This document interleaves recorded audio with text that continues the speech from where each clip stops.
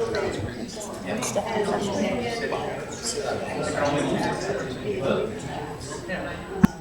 would bring us off, I guess we have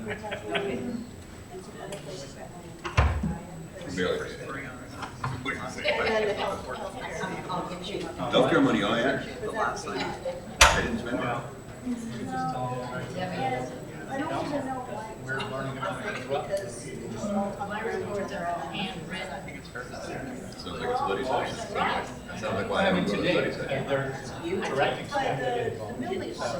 I mean, the only involvement I have is read the tax. Years in a row, 5 years. I think it's under 5 or now. General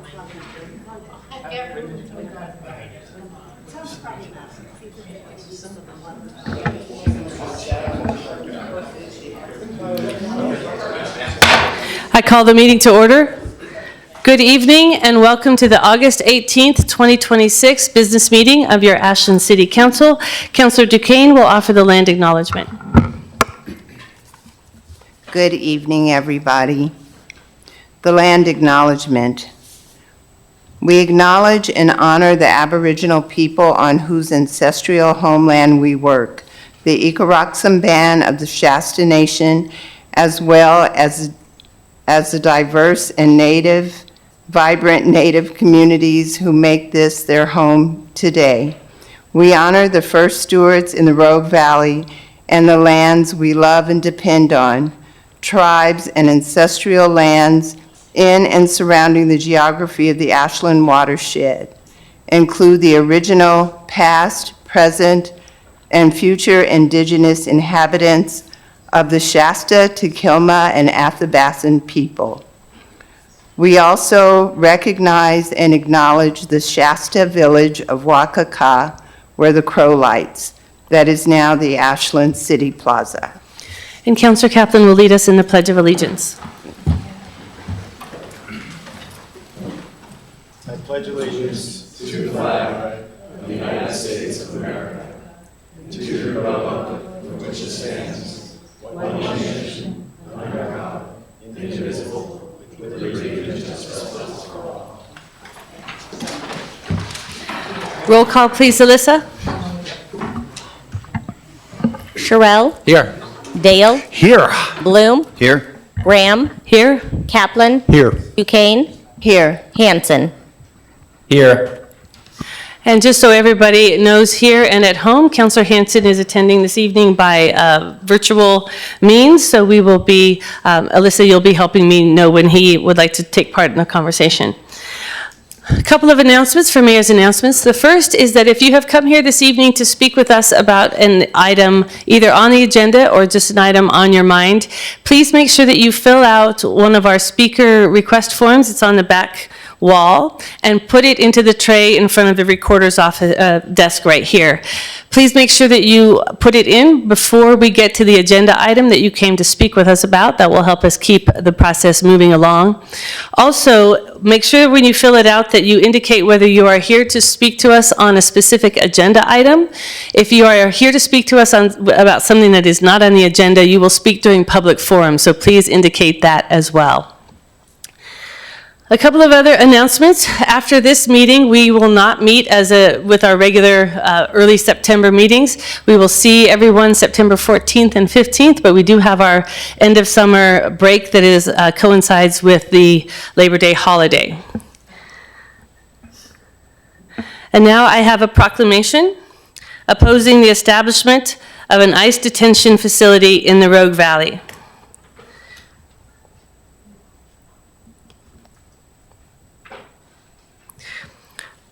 Whereas the public has brought to the mayor and city council their deep concerns regarding the potential development of an ICE detention facility in the Rogue Valley. And whereas the siting of an ICE detention facility in the Rogue Valley would impose material burdens on Ashland's public safety and municipal service infrastructure, including demands on police, fire, medical, code enforcement, water and sewage utilities, and road infrastructure. These services are all at capacity and are needed to serve the current residential and commercial population. An ICE facility would divert resources away from community needs and create operational risks and unfunded service demands. And whereas The Rogue Valley's economy depends upon tourism, the arts, outdoor recreation, healthcare, agriculture, education, small business development, and a workforce that includes immigrants and their families. An ICE detention facility in or near Ashland would undermine the city's tourism-based economy by raising safety concerns for its necessary immigrant workforce, diminishing the area's reputation as a safe and welcoming arts and outdoor recreation destination, reducing visitor traffic to outdoor and artistic attractions, lodging, and small businesses, creating congestion, restricted access zones, and security-related closures that interfere with recreation and tourism mobility and discourage private investment in hospitality, retail, the arts, and outdoor recreation sectors. And whereas the regional airport plays a critical role in supporting local commerce, passenger travel, forestry, the arts, the outdoor industry, and emergency medical transport, an ICE detention facility in or near Ashland would disrupt airport operations, create heightened security restrictions, and impede economic development efforts tied to air travel and regional connectivity. And whereas the absence of meaningful oversight mechanisms for ICE detention facilities raises serious constitutional concerns, including due process rights for those detained, access to legal representation, and conditions of confinement consistent with constitutional standards.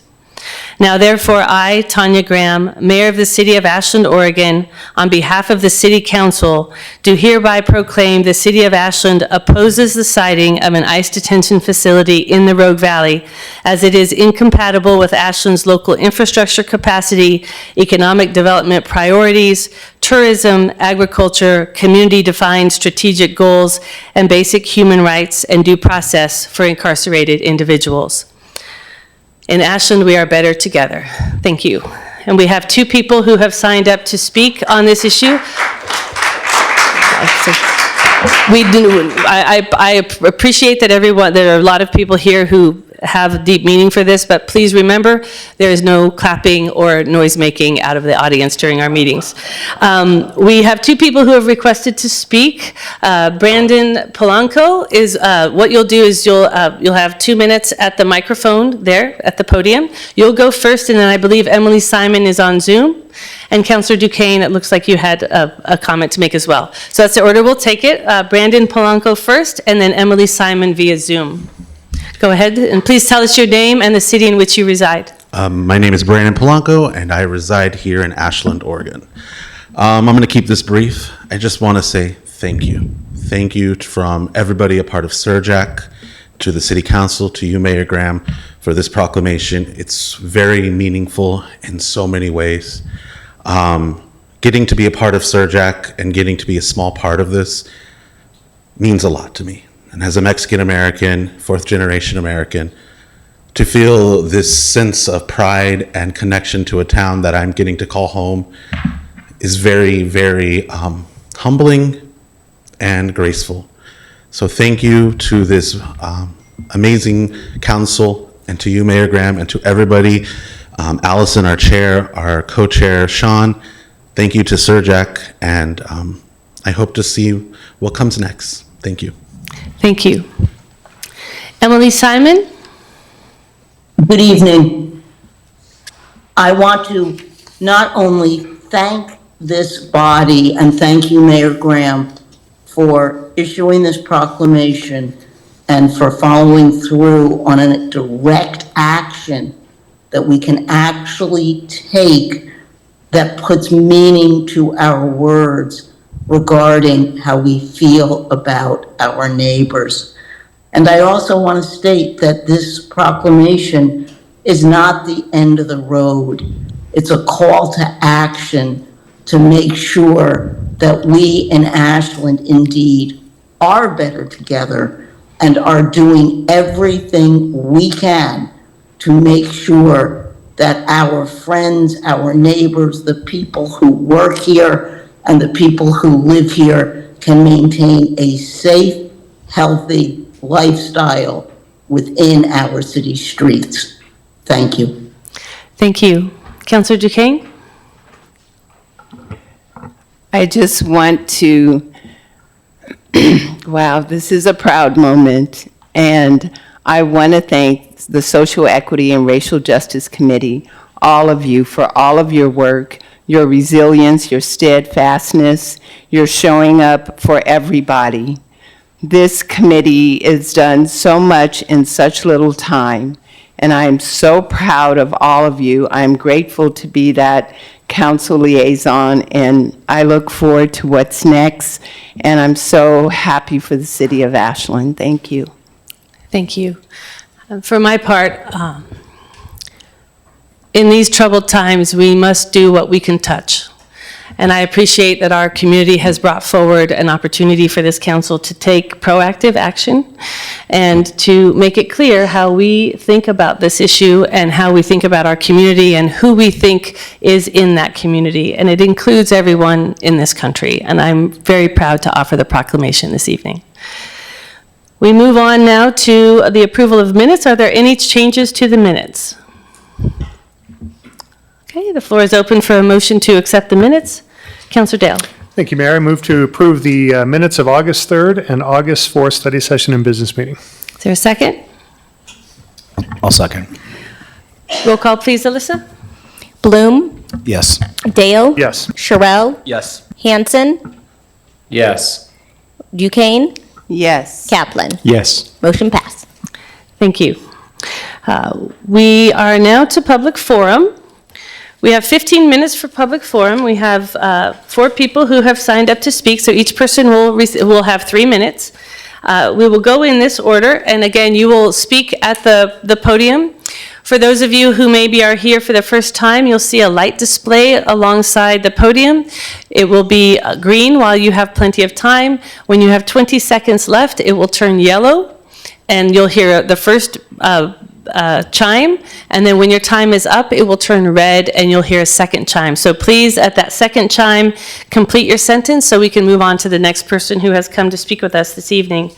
The order we will go in is Debbie Nicewander, Alex Soul, Denise Gerke, and Sharon Bryson. And if you need us to bring a microphone to you for mobility issues, please just raise your hand when it's your turn to speak and we'll bring the microphone to you. Go ahead. Okay, checking. Yeah, hi, my name's Debbie Nicewander, and last night I told you I was gonna bring my report on the Elia East expulsion zone, and I don't have it. I haven't been able to complete it, so anyway, I'm gonna talk about a few other things. I wanted to talk about that police substation. You know, it's not utilized. It was kind of a decision that was made, I don't know, premature. It's costing us, what, $1,100 a month, and it's a 7-year contract. And I think it would be best if we could recoup that money and maybe put it into the 2200, so we can, you know, utilize that building the way it was supposed to be used. You know, I'd really like to see the winter shelter program. We just got way too many older folks, seniors, and disabled, and a lot of medically fragile people. And I just can't imagine seeing them out in the winter conditions. So, you know, I know we got the money, we just don't prioritize it. So anyway, yeah, I had high hopes for 2200 when we got that. I was just super excited. I thought we were really, really, really going to help these folks out and move them into a better place. And right now, the folks that went into 2200, from 2200 into Aura, they're starting to exit out. Their 6 months are up. We don't have housing. We just don't. They're gonna end up right here. We got a serious crisis here, and I get it, but I can't figure out why you all don't get it. Anyway, so that's that. And then the RFP, you know, the 2200, we're supposed to be putting out an RFP, letter of intent. I don't know if that's ever happened or when it's gonna happen, but it sure would be nice if we could, you could let us know so we can, you know, anticipate a bright, happy future for these folks. And Actually, that's all I got to say tonight. 35 seconds left. Hey, have a good night. Thank you. Alex Soul?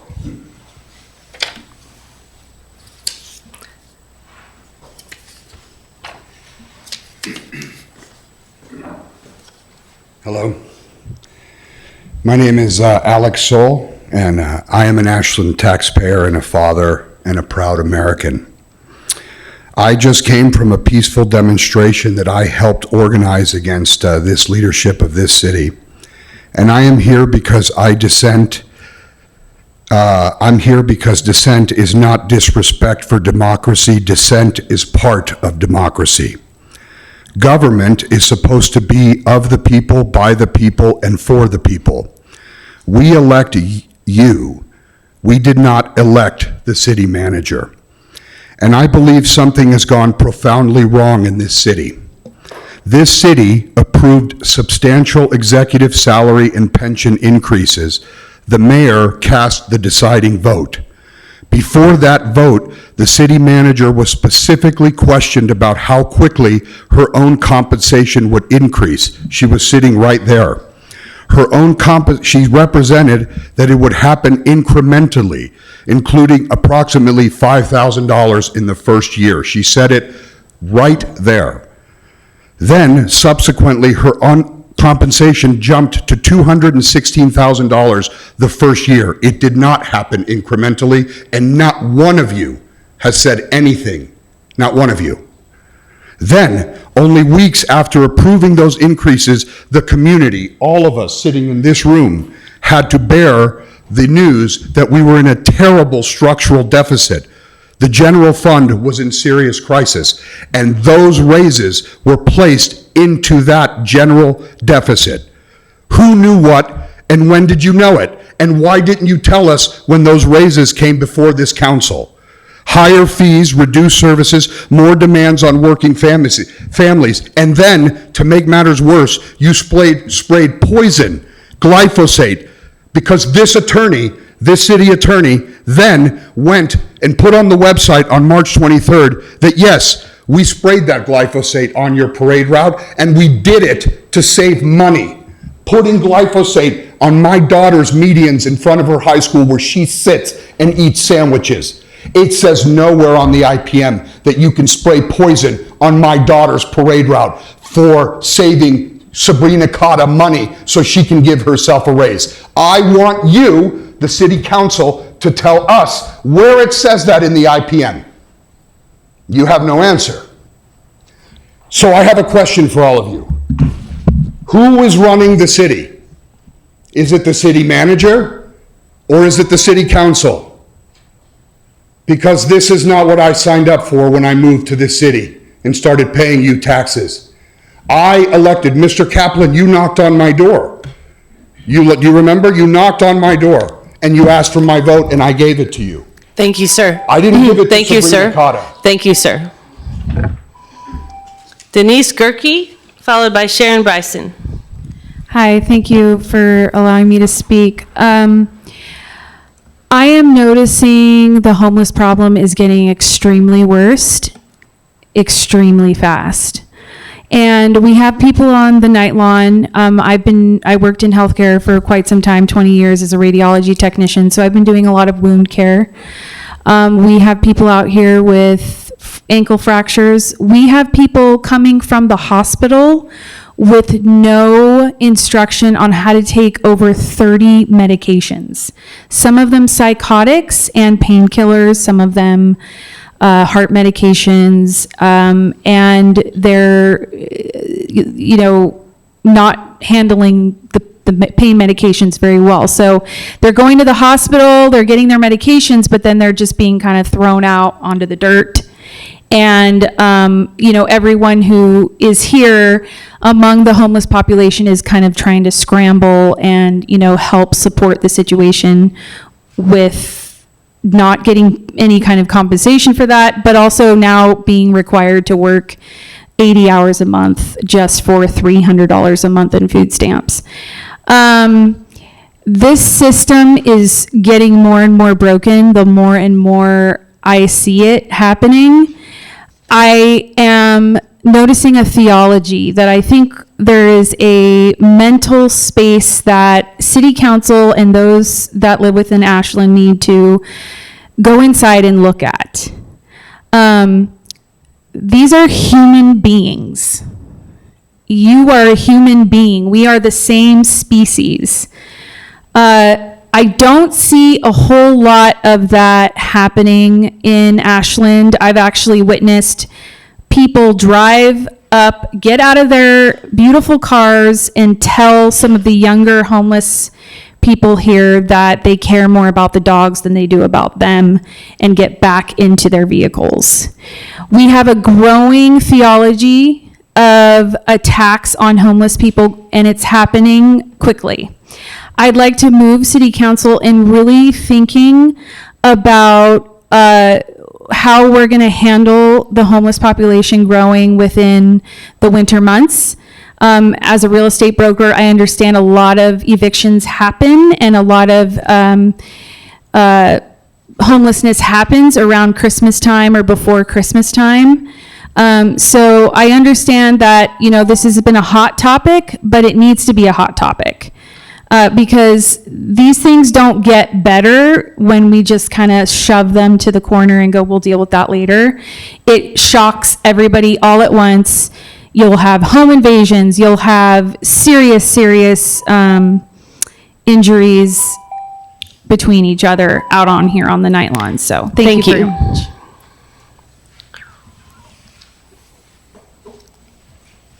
Hi, thank you. I'm Sharon Bryson. I live in Ashland. And I'm here to talk about another hot topic. And I was prepared for 1 minute because I thought there'd be a whole bunch of people chatting.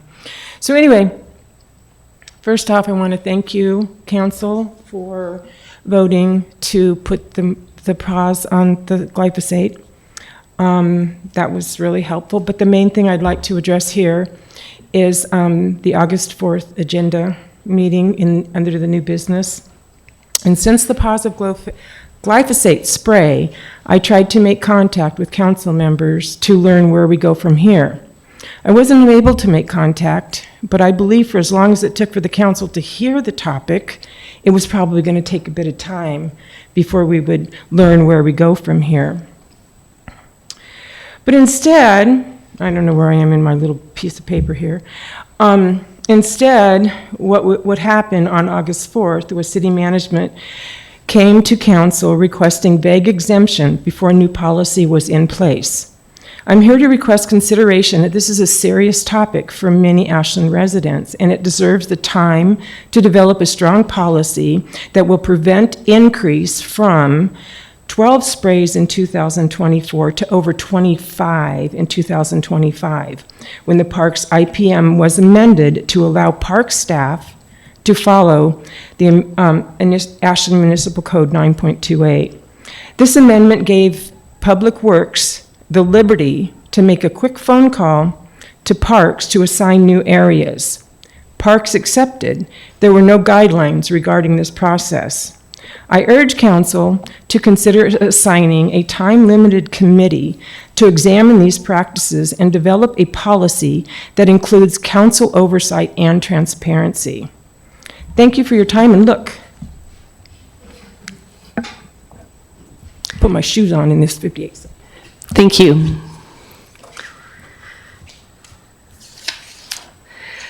We are now to a public hearing. Public hearing and first reading of Ordinance 3307, implementing Oregon housing legislation SB 974 from 2025, HB 2138 from 2025, and HB 4037 from 2026. Jordan? Good evening, Council. I'd like to welcome up our Community Development Director, Brandon Severson, and Deputy Derek Severson. Brandon Because Goldman. I'm sweating over here. I haven't even started yet. Brandon Goldman and Derek Severson. Thank you, Mayor and Council. Coming forward tonight with modifications to our land use code related to state mandated changes that are intended to promote the development of housing. So essentially, the legislature over the last 3 years has passed 3 major housing initiatives, all of which are recognizing the need and to address housing statewide. These changes are implemented in the draft ordinance before you to bring about Ashland's to modify our development review process to align with Senate Bill 974, House Bill 2138, and House Bill 4037. So this ordinance does modify multiple sections of the land use code. Essentially, the 3 main changes are streamlining the residential development review process.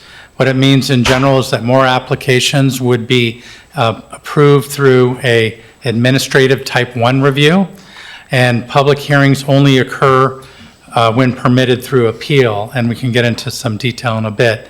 Additionally, it expands housing opportunities. A new category of housing type, single room occupancies, is not necessarily new, but it hasn't been codified previously. Essentially, single room occupancies are housing units in which a dwelling consists of a room and either a kitchen or a bathroom, and the other facility being shared by a group of similar single-room occupancies. Again, I've got a slide on that later. We're also looking at modifying our notice process, our appeals process, residential design standards, and these all relate to clear and objective housing design standards for housing projects that meet those requirements. The newly passed state legislation reduces opportunities for appeal and requires that those standards in local codes be modified in order to be clear and objective. So the Senate Bill 974, as I mentioned briefly, if we get an application for a housing development, that initial decision is administrative. So in lieu of sending out notice to a neighborhood property owner or neighborhood and saying there'll be a hearing before the Planning Commission, the state law requires that for clear and objective housing applications, those are processed as a type 1 application and approved administratively by staff. And so there is no quasi-judicial hearing for that initial decision.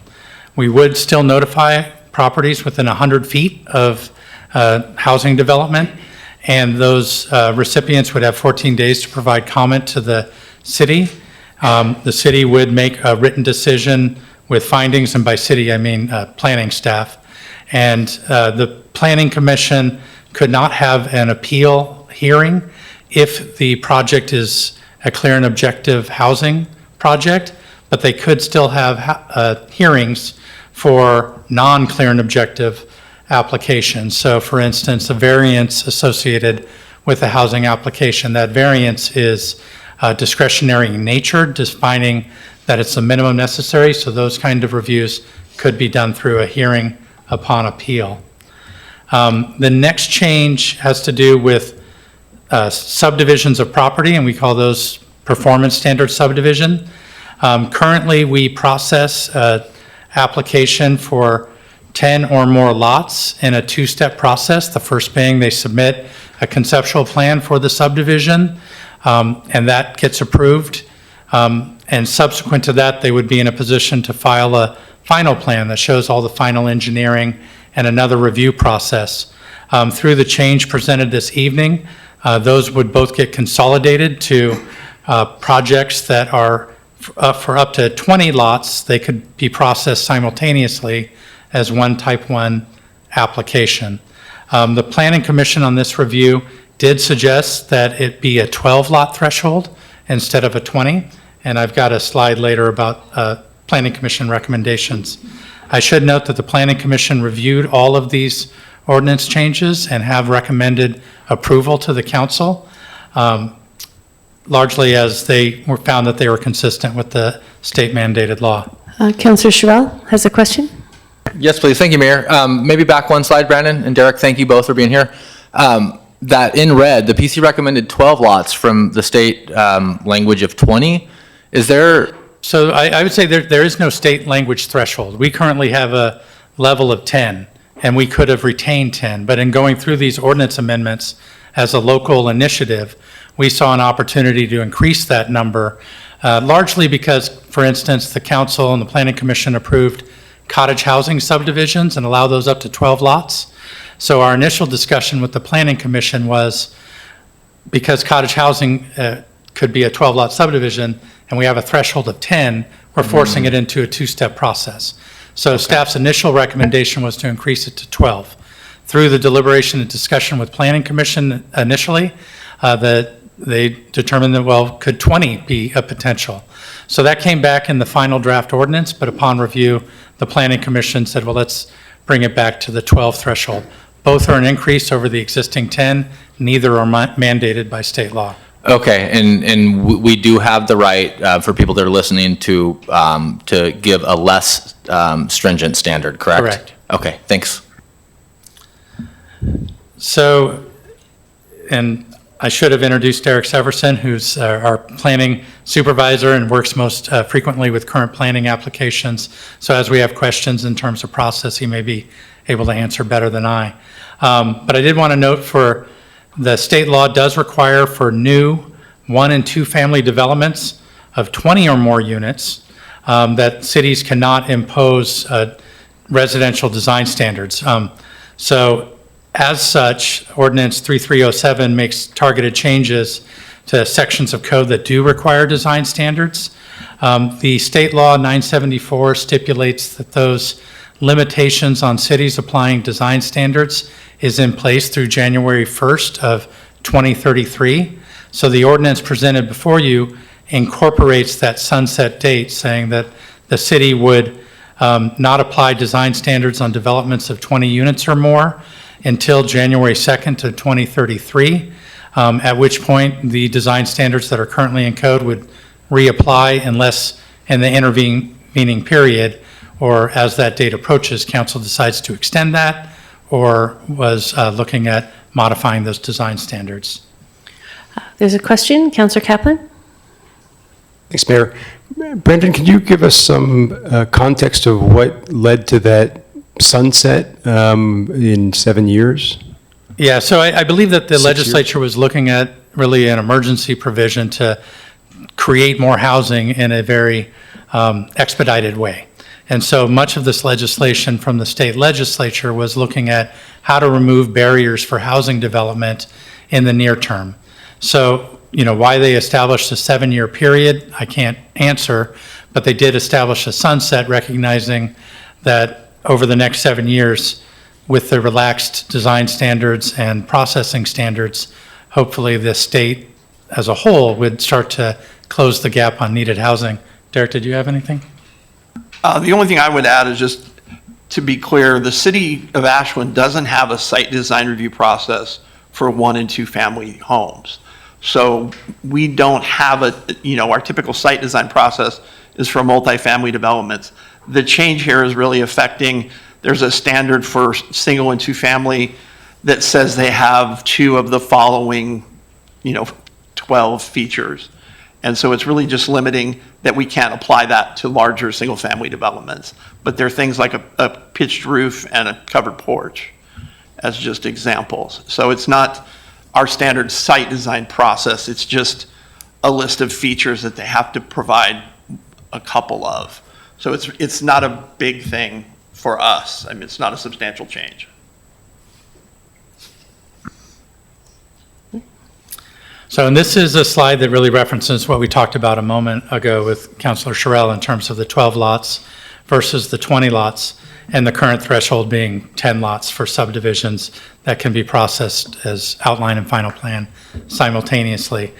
So in the packet before you, it does state 20 lots, as that was the ordinance that was presented for Planning Commission's review.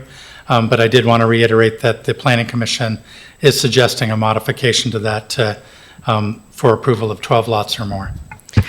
If we can actually, can we wrap up this first Senate bill and kind of come to some conclusions here before we move to the others? Because there's a lot here. And I Councilor would Dale. note that this is a public hearing. I don't know if you have comments, so there may be comments on the total package for consideration. Right. Councilor Dale. Thank you, Mayor. Thank you, Brandon. This is going to follow up again on what Councilor Sherrill was asking about just a few moments ago relative to this. And maybe you heard something that I didn't, and I don't want you to put words in any commissioner's mouths, but I was, as liaison to the planning commission, I was sitting there when they were debating this, and I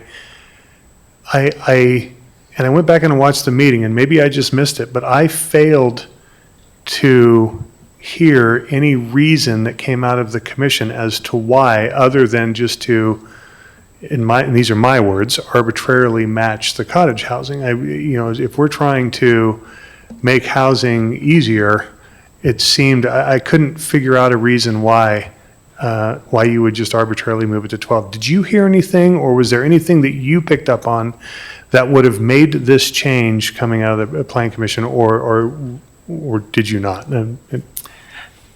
Yeah, I know that the last meeting in which they were evaluating the ordinance isn't the entirety of their conversation on the subject. They did discuss it at prior study sessions. And in those prior study sessions, there was considerable debate over, the value of an outline plan versus a final plan as two separate steps to provide an opportunity for review, that the plan isn't being modified between step 1 and step 2. And the larger the subdivision, the more opportunity there is for such changes. But again, I don't think that provides a finding from the Planning Commission as to why going from 20 to 12 is a recommendation at this point. Okay, that's fair. Thank you, Brandon. And I have a follow-on question to that as well. So with the design standards not being able to be applied for less than 20 units. It's 20 or more, 20, oddly. 20 or more. Yeah. Is there a benefit to having this outline plan element match that 20? It feels like what we're trying to do is to streamline. And if we have this outline plan approval at 12 lots, but then we have the design standards at 20 lots, changing at 20 lots, is there benefit to streamline these to have them both at 20? Other than numeric consistency, I'm not sure that there is. And I say that from the standpoint that design standard application for units of 20 or more, again, because our existing code has limited design standards for single-family residential, we're not really evaluating that in terms of the outline plan and the final plan. Largely, those are looking at lot configuration, building envelopes, engineering of roads and utilities, not the design standards of the housing.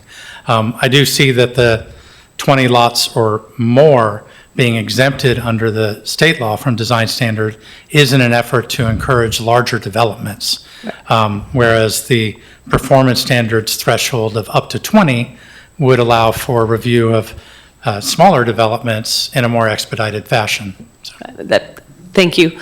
One other question on SB 974. You indicated that the notice requirement drops from 200 feet to 100 feet. Does the state preempt a community from keeping that number at 200? Yes, and I've got a slide on that under 4037. So that's the section of law that actually regulates the notice area for clear and objective standards. Okay. But the law in the state is very explicit, saying you can only provide notice up to 100 feet. Yeah, I know some other communities are not happy, and they're working on some potential workarounds in charters and such, because there's a restriction in the community's ability to participate and know what's happening in their neighborhood. 100 feet is not very far. And so I think there's strong concern among mayors in the state about that forced element. Yeah, and we'll touch on that in a moment, because there's also a Planning Commission recommendation on that Related to that. subject. So what I'd like to do is to have the council address this question of 12 lots versus 20 lots before we move on to the other elements, and see if we can pull together a package of potential amendments, or at least decisions, before we get to the end. So I will just open it up for conversation around that, and any advocacy that anyone would like to offer to it. So Councilor Dale, I saw your hands, and then Councilor Bloom. Thank you. I'll be short. I have a strong preference at keeping it at 20. Thank you. Councilor Bloom? Yeah, I think it's wonderful what the state's doing. We're trying to encourage development and housing. As we heard from somebody testifying earlier, the problem right now in Oregon is housing. And so I think what the state's trying to do is limit what planning commissions can come in and restrict housing on, and I think it's great, so I support it. Anyone have an opinion about why we should keep it at 12, that we should understand? Okay, Councilor Schrow. No, that's a no. Like, we have the opportunity under state law to be less restrictive, and this is a really good example and a good first step for our community to start doing that. And I would agree. I think we are in the housing situation we are in for a variety of different reasons, not all of which are regulations at the local level, but loosening it up, it seems to be a good use. Okay, so when we get back around to the end, we have this right now as 20 lots in the ordinance. So there is no need to change it when we get to the motion space. Councilor Sherrill. I was just going to add, all those other outside forces aren't in front of us and aren't in our control. These ones are. Yeah. Exactly. Okay, let's go ahead and keep moving. So I mentioned early in the introduction that single-room occupancies under House Bill 2138 establishes allowances for single-room occupancies. Essentially, on any lot that allows single detached housing, you can have up to 6 SRO units. In multifamily zones, it actually allows for 3 times the maximum density. So for example, if you could have, for instance, 4 3-bedroom apartments in a multifamily zone, under the state law and 2138 as implemented through our draft ordinance, you could have up to 12 SRO units on that same development, as opposed to, I should have said, so 12 instead of 4 apartments. It also establishes pretty clear delineations as what constitutes a single-room occupancy. So as you looked through the code, you will have seen a number of requirements, and I've got them listed here essentially with one staff recommended change, that under the section that all SRO units have to have access to sanitary facilities and food preparation. So essentially we can call that bathrooms and kitchens. Under the state law, they have to have access to both, but they can only have one of the 2 within their individual unit. And so it was recognized that this highlighted line, that which may be provided within the unit or as shared facilities, may be interpreted as allowing both within one unit, even though the section D below states a unit containing both private sanitary and private food preparation facilities is a dwelling unit, not an SRO unit. Such unit does not count toward the maximum number of SRO units and is subject to the density and development standards otherwise applicable.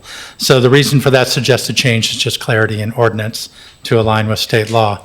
I would note that the city of Ashland, although we haven't had an SRO ordinance, we have historically allowed single-room occupancy units and with a shared kitchen, multiple units that are rented independently with that shared facility, just recognizing that it's a little different than individual bedrooms that are rented in a single-family house among roommates. The difference being is that they may have their private bathrooms in this configuration. But this adoption of 3307 would make it align with state law and clarify for anyone that these are outright permitted in all residential zones. So now we move on to the clear and objective housing review. This is House Bill 4037. And it does, as I noted, allow more applications to be processed administratively by staff.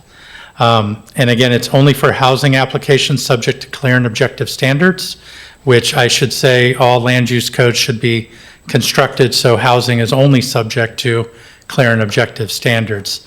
There are circumstances where a housing application may be asking for variance to increase density beyond the maximum allowance, or to be developed within a steep slope area. Those kind of reviews may not be clear and objective because they're site dependent and reference unique or unusual circumstances. But for the standard subdivision, each housing unit is subject to height, setback. They're very clear numerical requirements. As I noted, that they are administrative review, no public hearing, and this is a major shift from our current application process. presently or prior to July 1st of 2026, because these laws went into effect on that date, even preemptively before city adoption. If we sent out a notice about a, 4-lot subdivision, neighbors within the area would be able to call that up for a public hearing. Councilor Dale, we have a quick question. Councilor Dale? Just on this slide, I will certainly wait Okay, for let's go Brandon ahead to be and done on finish this up the slide. slide. But yeah. So the salient points about changing the no public hearing rule is we still do send out notice to people within 100 feet. They're providing comments back to staff for consideration in reviewing that application. And again, they should also be tied to clear and objective standards. Once staff makes a decision to approve, deny, or approve with conditions a planning application, the only potential appellant to that planning approval is the applicant itself. So they can either appeal it to the Planning Commission or may appeal it to the Land Use Board of Appeals. But there's not an opportunity under state law for neighbors to appeal that decision. So that is a substantive change and one that you may have heard a number of considerations from cities around the state as well. Councilor Dale? Thank you, Mayor. Yeah, Brandon, I wanted to pause on this slide because I think that this is incredibly important and is a very, very just a critical change to really understand the concept and drill down on what clear and objective is and why the state chose to do this.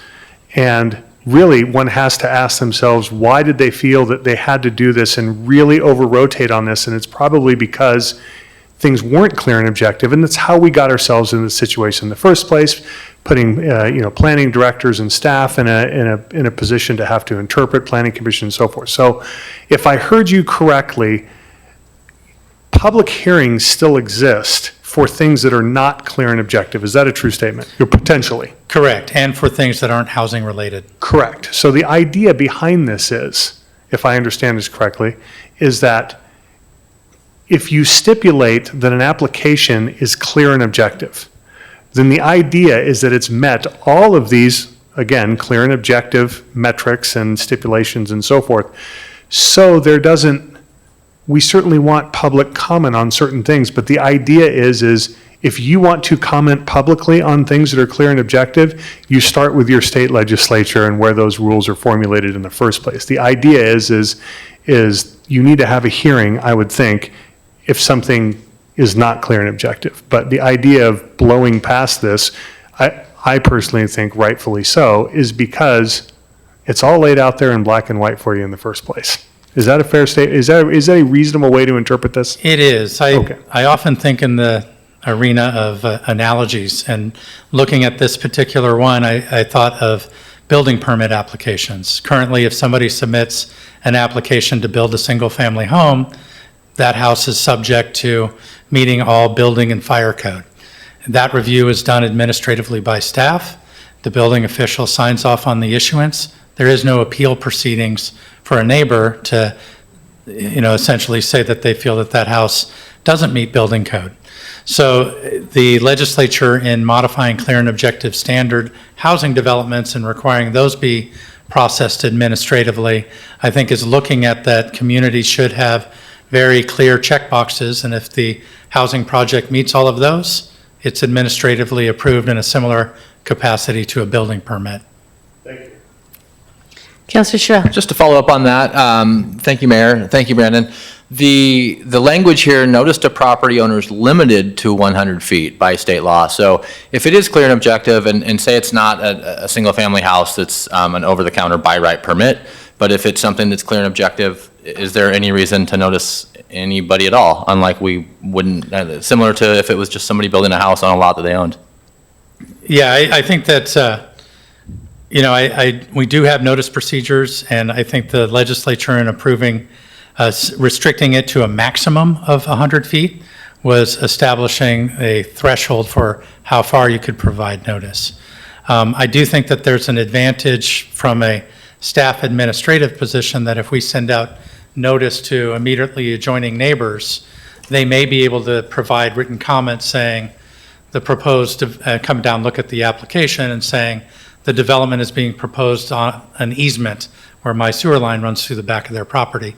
That's maybe new information that wasn't provided in the application that we could review. So it still provides an opportunity for additional information. It should be directly related to the clear and objective standards. That's a really good example of something that could possibly be classified as an implied easement and a civil issue. Do you have hundreds of examples where it goes the other way, where the neighbor comes over and says, I don't want housing next to me, and therefore the applicant is delayed, and therefore it costs more, and therefore the end user pays more for the house? Do we I have attended hundreds of hearings in which the Planning Commission ultimately approved an application that had a lot of neighborhood concern in terms of the impacts on their neighborhood, but they met the criteria. Okay. So, But best practice is to have some sort of limitation.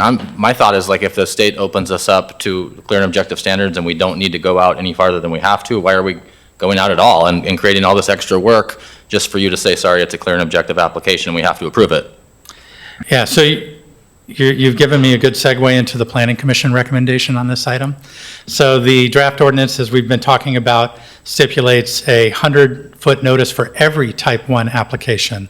That was a staff recommended change when we drafted the ordinance, that if we're looking at type 1 applications for a commercial development, a type 1 application for a residential development, the state law is clear that that residential can be no more than 100 feet.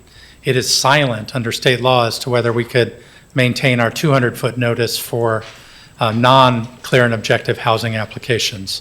So in that review, the Planning Commission have recommended to council consider a change in the draft ordinance to expand the notice ordinance or notice area back up to 200 feet for type 1s that are not clear and objective. But again, that's a local discretionary issue because those aren't regulated under 4037 for the non-clear and objective housing applications. Can I just follow that up with one more simple question? So is it, coming from your professional viewpoint, both of you, is it a benefit to have a bunch of feedback on something that's clear and objective, or would it be a benefit to get rid of that 100-foot for residential clear and objective standards only? We would have to determine whether we could get rid of that 100-foot. I'm not sure. We didn't look at it in that standard. We did see that the community could have a notice area of no greater than 100-foot, but I don't know that it stipulated that you could eliminate notice in its entirety. Thank you. Yeah, I believe there is a state requirement for a 100-foot notice, and the limit in the new rule is because a lot of cities chose to go farther. Thank you. Councilor Bloom? Yeah, thank you. That's kind of the line of thinking I was going down, is that my understanding is it said it was a maximum of 100, which one could infer from that you could remove it. But if we wanted to be on the safe side, we could do 5 feet, because technically it's not eliminated. A 5-foot notice area would be almost comparable to a 100-foot because you'd be picking up all the properties on the perimeter in either circumstance. I guess in a dense neighborhood where lots are only 50 feet wide, it may pick up another lot at 100-foot. I see. So I'm curious, and I'd really kind of lean on my colleague here, Councilor Sherrill, of is 100 feet still too much? What is the right balance here? I think more than that is problematic, but yeah, I'd lean on somebody that does this for a living. Councilor Dale? Thank you, Mayor. Yeah, and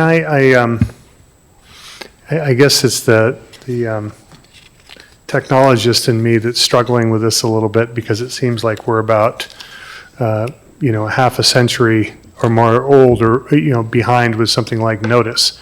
I'm sitting here looking at our GIS application for free on our website in real time in the planning division that basically gives me every single planning application that's right here. So when we're talking about the word notice, it's kind of like our administrative see-click fix. I get emails when there's a water leak somewhere in my neighborhood. So this thing about going up and tacking a notice or mailing is more just almost an administrative burden. I don't think we should take it away completely, but in 2026, we could just sign up for an email. Like, anybody, resident or not, can be noticed in such a way. I mean, I think it's just kind of an antiquated way of thinking about it. To me, it's a non-issue, because I think that the information is completely available. The idea behind this years ago was that you didn't have access to this kind of information, and it should be public as much as possible. We have a ton of technology that allows me right now to just click on anything in my city to know what's going on. I don't need to get something in the mail, and I can sign up for an email. So anyway, okay, thank you. So I just wanted to follow on with that. I think it's important to recognize that these housing bills have made significant changes to our land use requirements. And a big part of that land use, of the original land use legislation was around making sure that the community had the opportunity to participate in these decisions, to bring forward concerns, all of those sorts of things. There is a timeline within which they have to do that, hence the notice being mailed. I believe we mail those notices these days. And so that is because there is a specific timeline, and it isn't usually a huge amount of time that they have to come forward if they have any concerns.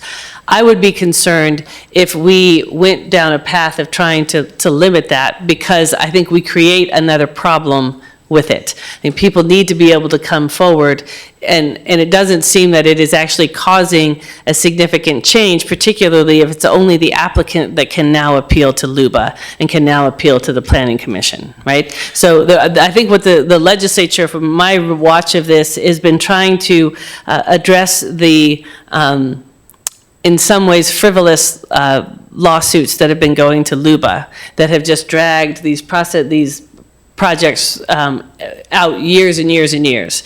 And so, but we do need to be careful, I think, about that. So do you see everything that we have in front of us, except for these Planning Commission changes, it's required by the state, right? So we are updating our ordinances and our regulations based on the state requirements. So we don't really have anywhere to go with this 100-foot piece, right? So there's one thing in our code that we presented was a 100-foot threshold would apply to all type 1 actions. Right. That there is a discretion available for the city to look at whether you want an increased notice area for those type 1 areas, and that's what the Planning Commission is recommending. For clear and objective housing, and I was just looking up 4037, it does say may provide a 100-foot notice. So again, that would be something that we would have to review if council was considering removing the 100-foot notice. From my perspective, I do see that sending out notice within 100 feet does provide neighbors an opportunity to provide comments to staff. It doesn't provide for that public hearing. It doesn't provide an opportunity for appeal. Right. And that may feel disenfranchising for people when they're submitting a comment because they're objecting to the density of development and the density meets. But nonetheless, I think that is long-term practice, and people, with all due respect, Councilor, aren't looking at what's happening in my city on a weekly basis and may not know of a development happening next door to them until construction begins, if they weren't alerted with the sign on the property. Yeah. So we have a couple of questions that we want to address before we move on beyond this particular element, and that is, and we'll come back at the end after we have the public hearing, and we'll check all these. But is there, this first question around apply the reduced mailed notice area of 100 feet. Are there any concerns about having that remain as standard practice, 100-foot notice for housing, type 1 housing applications? Yes, with clear and objective standards. Are there any concerns about keeping the 100-foot notice? Councilor Sherrill? Yeah, I have a concern that it's a built-in exclusionary zoning that is going to take staff time, and this has been in play for weeks, and we already have a lot of traffic. I think in this area, my view would be to treat it just like you would treat a by right building permit, and for clear and objective residential housing to remove it altogether if that was legally acceptable. Again, the state gives us certain opportunities, several since 2019, to adapt to current needs in our community and adapt to what our citizens are telling us, whether that be in person, whether that be 11% of the people responding to a survey. Everybody's number one issue is housing affordability, and we have a really, really rare opportunity to fix something, and we're just going to keep, we're going to improve it. This is good. I like it, but it's a once every few year opportunity, and I think we could miss it. Councilor Bloom? Yeah, I would agree with that. I think that as far as I'm concerned is that it's clear and objective standards are met, so they're following the rules. This is somebody's private property and they want to build it and it's legal, they should be able to do it. And so I would also support removing that 100-foot requirement as well. Councilor Duquesne? I agree, it's their private property. Councilor Dale? Yeah, I would echo what my colleague said, and I appreciate your comment, Brandon, and it's well taken that not everybody's looking, but I think that this is something that it's kind of like council. It's the only way that you can know what's going on is to be proactive and look at our packets and look at our look ahead and look what's coming down. And this is something that is, the information is there. The information is not hidden. It's not even hidden in plain sight. It's right there, and we should work to educate as many people as possible to where this information is, whether it's this, whether it's wildfire, whether it's evacuation, anything that is city business. It's incumbent upon all of us collectively, staff and electeds, to educate. But yeah, I agree with everybody. Councilor Kaplan?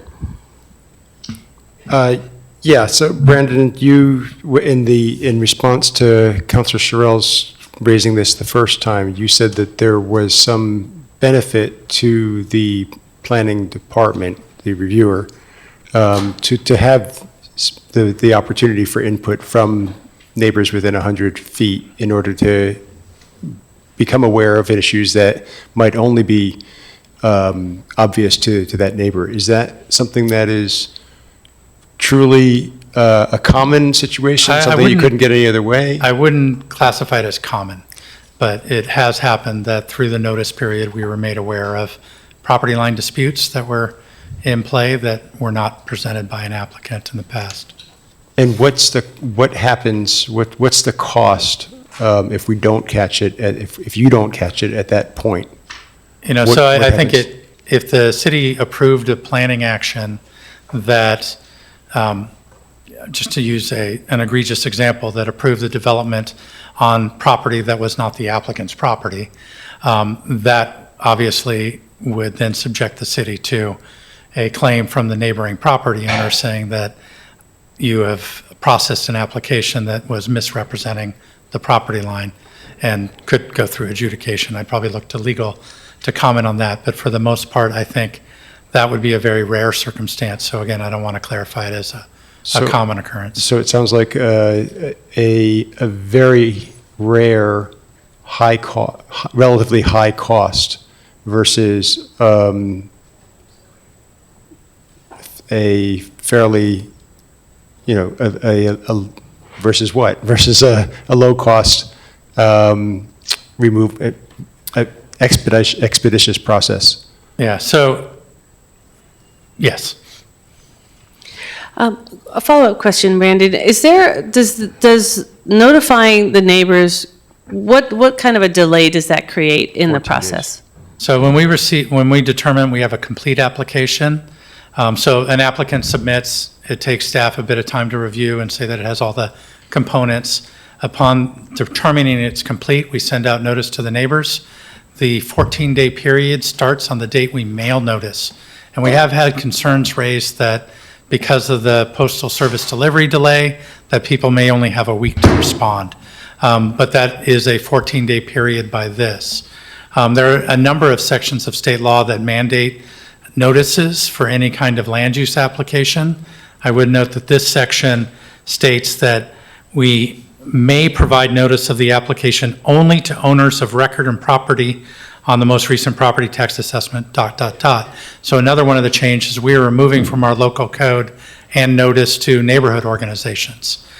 So there are things that we are modifying to address with that part of may only notice property owners within 100 feet. So if the council does, through deliberation, make a recommendation to remove the 100 feet, I think we'd want to, before coming back to you on September 15th with second reading, verify that that is in compliance with other ORS that may not be modified by this section. Okay, so it's a two-week It's a 2-week additional notice process. period. Yeah. Counselor Bloom? Yeah, quick question.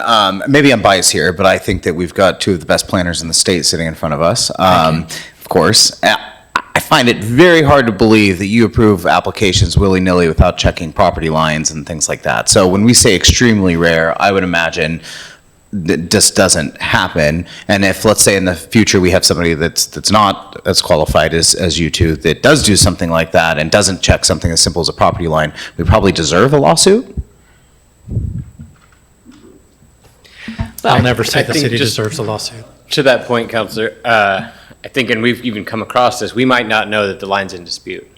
So we might see the line and then there might be an action between, and again, it's a rare thing, but I know we've received emails from people saying, that's on my property, and then there was no follow-up as to showing us the fact that it was in dispute. Great. Go ahead. Yeah, so wouldn't that then be a civil matter between the two property owners to settle? I mean, potentially, but I guess the issue would be if we permit it. Right. And then something happens and we've basically allowed for this building upon their property. But I guess, help me here, because this is definitely a legal thing, is that I would imagine what would happen is that there would be a civil suit filed and a judge would order an injunction on the development, and so that planning action wouldn't be in violation until the dispute is settled. One area that if I can interject, I think if we receive notice from a property owner adjacent to a property that there was a property line dispute or that there was an easement that was not legitimate, that was being presented as access to a property, we would at that point in time ask the applicant to substantiate in their application the easement description showing that they do have right to use that. So that could provide us with an opportunity to get more information on the record before making a decision. So, Counselor Kaplan? So just on trying to understand that point, Brandon, that's, the way you'd get that is if they receive notice, or if they happen to observe failing to receive notice and you going ahead and approving it, they start seeing building happening. Right. And then they would say, hey, wait a minute, city, you've given a permit on this. Then you would go back and ask the permitted Well, resident. at that point that the permit would have been issued Right. and they would be vested in terms of having begun construction. So the city would probably be receiving claims from both the property developer and the adjacent property owner. And it sounds like a mess that could be avoided by just getting a little bit of, 2 weeks of notice. But as you say, it's an extremely rare circumstance. Have you seen it happen in your decades? I've not sir? seen it happen to the degree that a development has occurred, that they have been caught through, but we've had a hearing had process notice. that is before the planning commission, and we'll have testimony. Yeah, well, you've had notice. Yeah. You've not, I guess my question is not, have you seen it happen where the building is started? My question is whether you've seen it happen during the permit process. And it sounds like you have seen it. I've seen it happen where you have a building permit issue and the city chose not to require a land use approval, didn't send notice, construction started, a neighbor saw it, had not been noticed, appealed that to the Land Use Board of Appeals as you have 21 days from finding out about it, meaning you didn't receive a notice, so 21 days is when construction started, and they appealed and it delayed the project 12 years. Oh, God. So, I mean, and that would have been alleviated by 14 days of notice.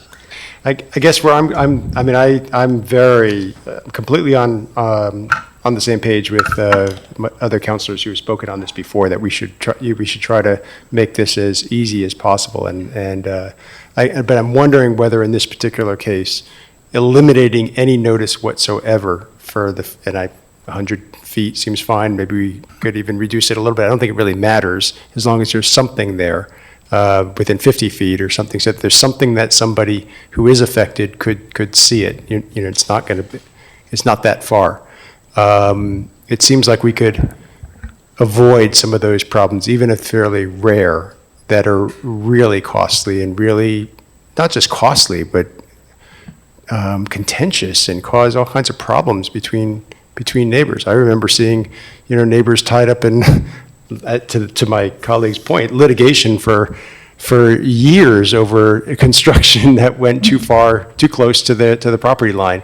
It just seems, if we could avoid that by just this 14-day, no right of appeal, just really information to the planning department who has the right to make decisions. It seems like that's a reasonable thing to do. So I want us to keep moving here. I see you, Councilor Sherrill, but just a moment. What I've heard going around the dais here is that there is strong interest in not having any notice requirement. Has anyone changed their mind given the discussion? Councilor Sherrill? I was just going to give some context, if I can. Go ahead. So a couple things. A lot of the notices that we're talking about that are theoretical happen between neighboring property owners on an over-the-counter by right building permit. If there's anything weird, like how are we going to access this? Is it steep? Do we need a variance? That wouldn't be the same conversation. That would be a different conversation. And before anybody builds anything in this city, a building official comes on site, they have to see the monuments corner to corner on the whole property. And you have to survey the property before you do this to be able to put up a string line for the building official to take a measurement before you pour any concrete. So we have lots of stopgaps in place. And I'm not saying that we have to eliminate this. I'm saying that this theoretical example that we're talking about, usually between a neighbor to neighbor and a non-clear and objective standard on usually something that's an over-the-counter by right building permit, does not dismiss the hundreds of emails that come in on applications that now people have no say on the clear and objective standard. So we're comparing apples and oranges on this. And I don't think we all understand the magnitude of how this is going to change planning and how much work it's going to put on our dear staff. So I would suggest that we don't quite know what that is going to be, because I think when people start to see building happening that they didn't know about, I think our planning department could still receive a lot of, of concerned community feedback outside of that process. But what I've heard here, I see Councilor Hanson would like to speak, but I want us to move on. It looks like we have a general consensus, but I do want to hear from Councilor Hanson. Yeah, thank you, Mayor. I appreciate the caution in leaving the notice in there, and that's all I wanted to say. Okay. So we understand that we would be moving forward with taking the notice out for those type 1 housing applications. And it will be up to whoever decides to put a motion forward at the end. The next question is around retaining the city's existing notice area of 200 feet for all other type 1 actions. Thoughts about that? Or questions? Councilor Sherrill. Is it recommended to be 100 feet? The draft ordinance before you shows a 100-foot. We were looking at aligning all type 1 under the same administrative process.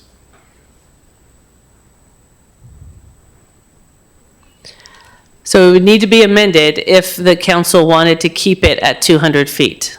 Correct. Clarification, Mayor? Yes. Or I guess maybe to Brandon. So the discussion we were having before was only for type 1 clear and objective residential goal 10 applications. This is different. Correct. So can you speak to that so everybody understands, please? Yeah, so distinction, the residential clear and objective standards, the state law says that the city may only notice property owners within 100 feet. So we were looking at changing our regular 200 feet notice to 100 feet for those type 1 applications. We also received type 1 planning applications for that may be something that isn't a clear and objective housing, like an application to do a traveler's accommodation. And so currently we send out a 200-foot notice for that. It's not a housing application, but it is a type 1. So in that scenario, the initial ordinance presented before you would have changed it also to 100 feet for consistency with the housing standard.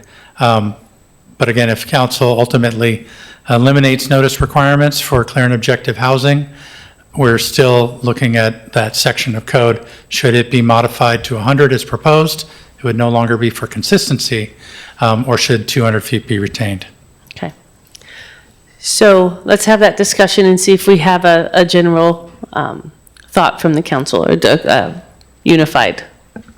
I'll lead, Mayor. Yeah, I think that the state language is pretty clear about needed housing, and I would be okay with the 100-foot recommendation for the retaining notices outside of clear and objective type 1 housing applications.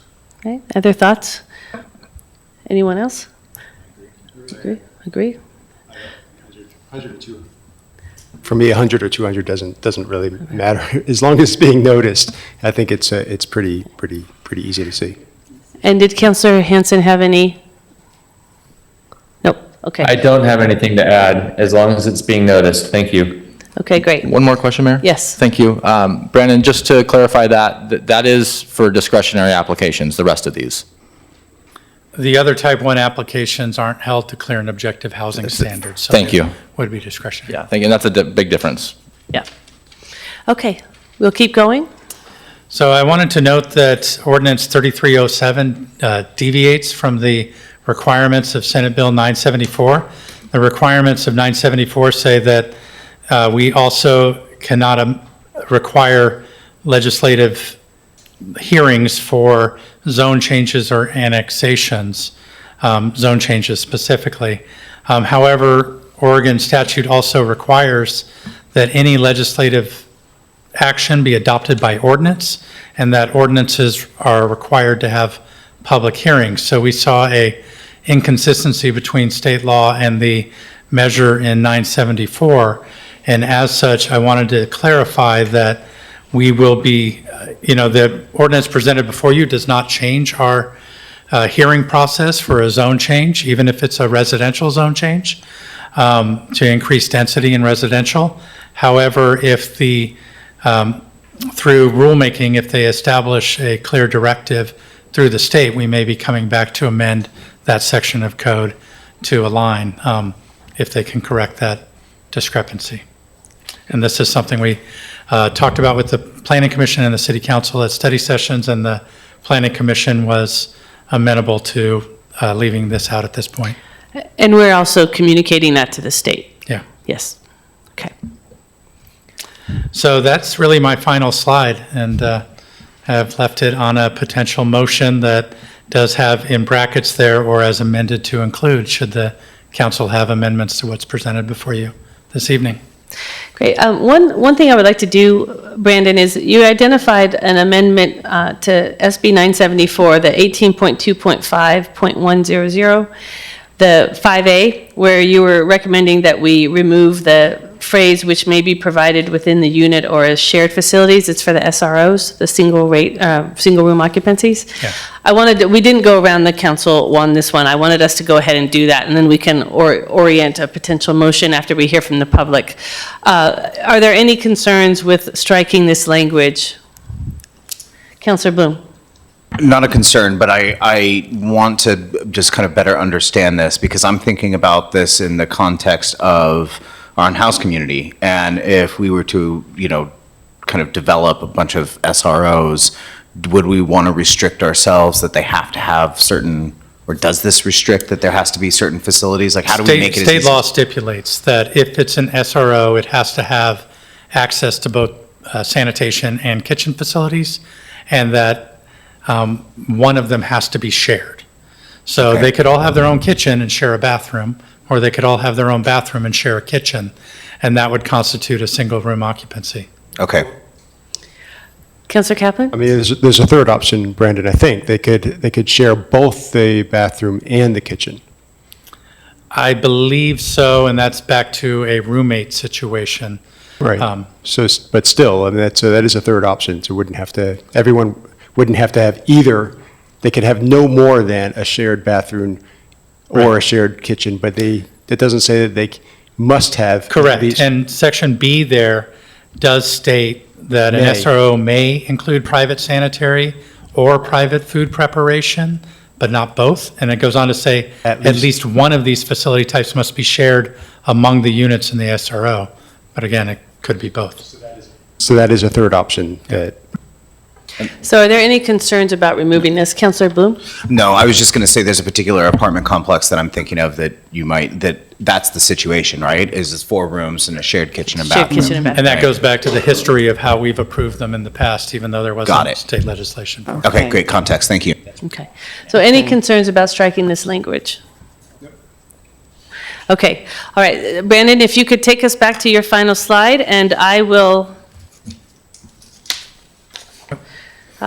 open the public hearing. Alyssa, has anyone else signed up to speak with us? Okay, we have one speaker this evening on this topic.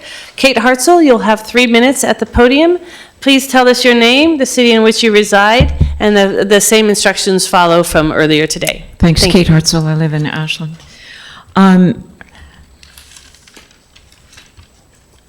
I want to say that there is no guarantee with all these changes that we're going to get affordable housing. Okay, let's start there. There's no guarantee, and I sat through and worked on many changes, some with Brandon even, back in the early 2000s, to try to get affordable housing by changing some of our laws. And what I saw through that experience is that you get a pittance of affordable housing, some of it promised and not delivered for another 20, 25 years. So just please keep that in mind. The other thing is, I'm not in the business of real estate, as is Councilor Cheryl, or construction. But the lobbyists that brought this to bear at the state level, most of them were. There may have been some housing advocates there, but this was by and large led by the real estate industry and the construction industry. That's not a bad thing, but it's important to keep it in mind, both there and here, as those voices weigh in and those interests weigh in.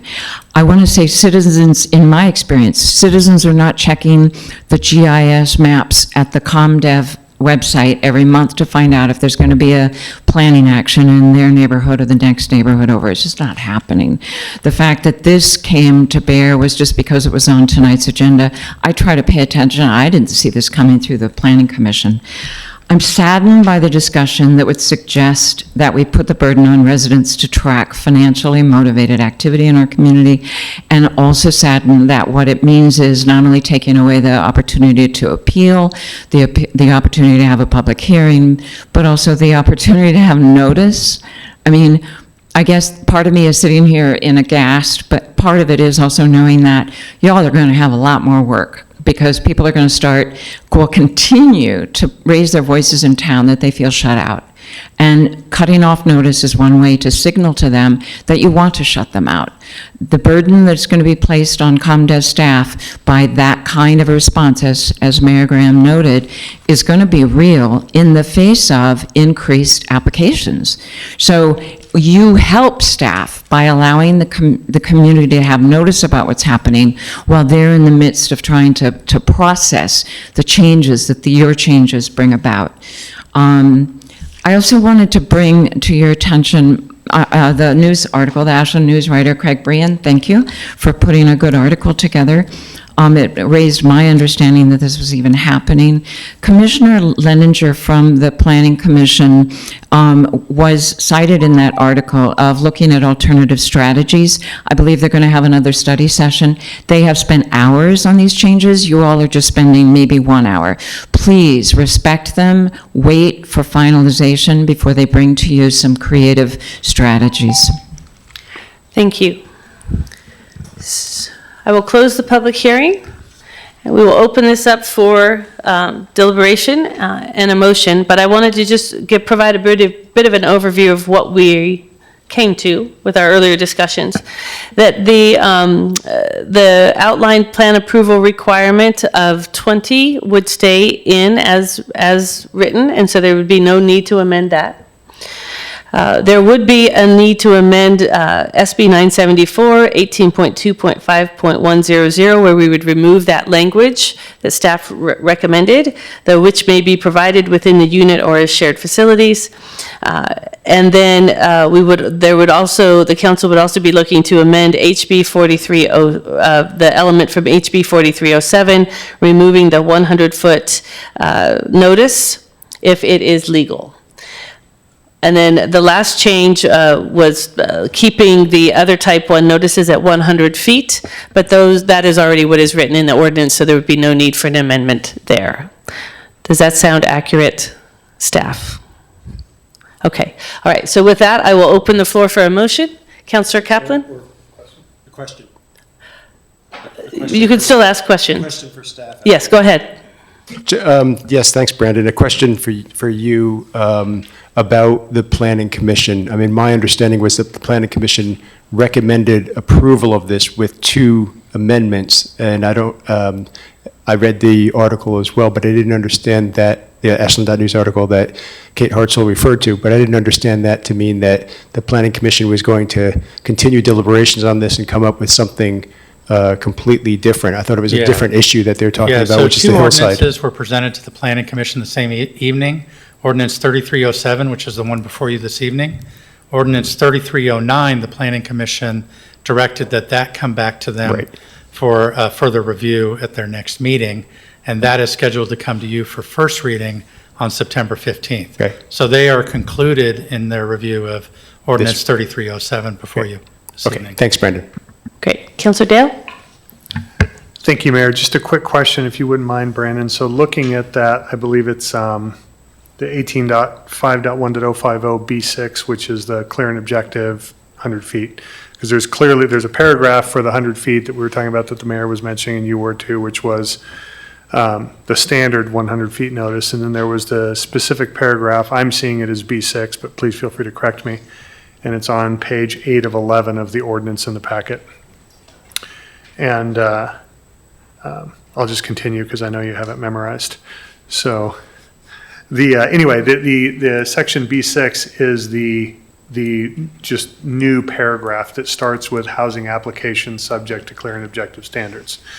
And then it has notwithstanding, and that's the 100 feet that we were talking about earlier. But the last sentence at the end of that new paragraph says, this subsection does not apply to an application reviewed under discretionary approval criteria at the election of the applicant pursuant to ORS 197A 403. Can you explain to me what that sentence means? I'm going to ask Derek if he can, having drafted it initially. I think in large part because we modified the section B1C that said owners of records property within 200 feet. We modified it to 100 feet. It makes section 6 somewhat redundant.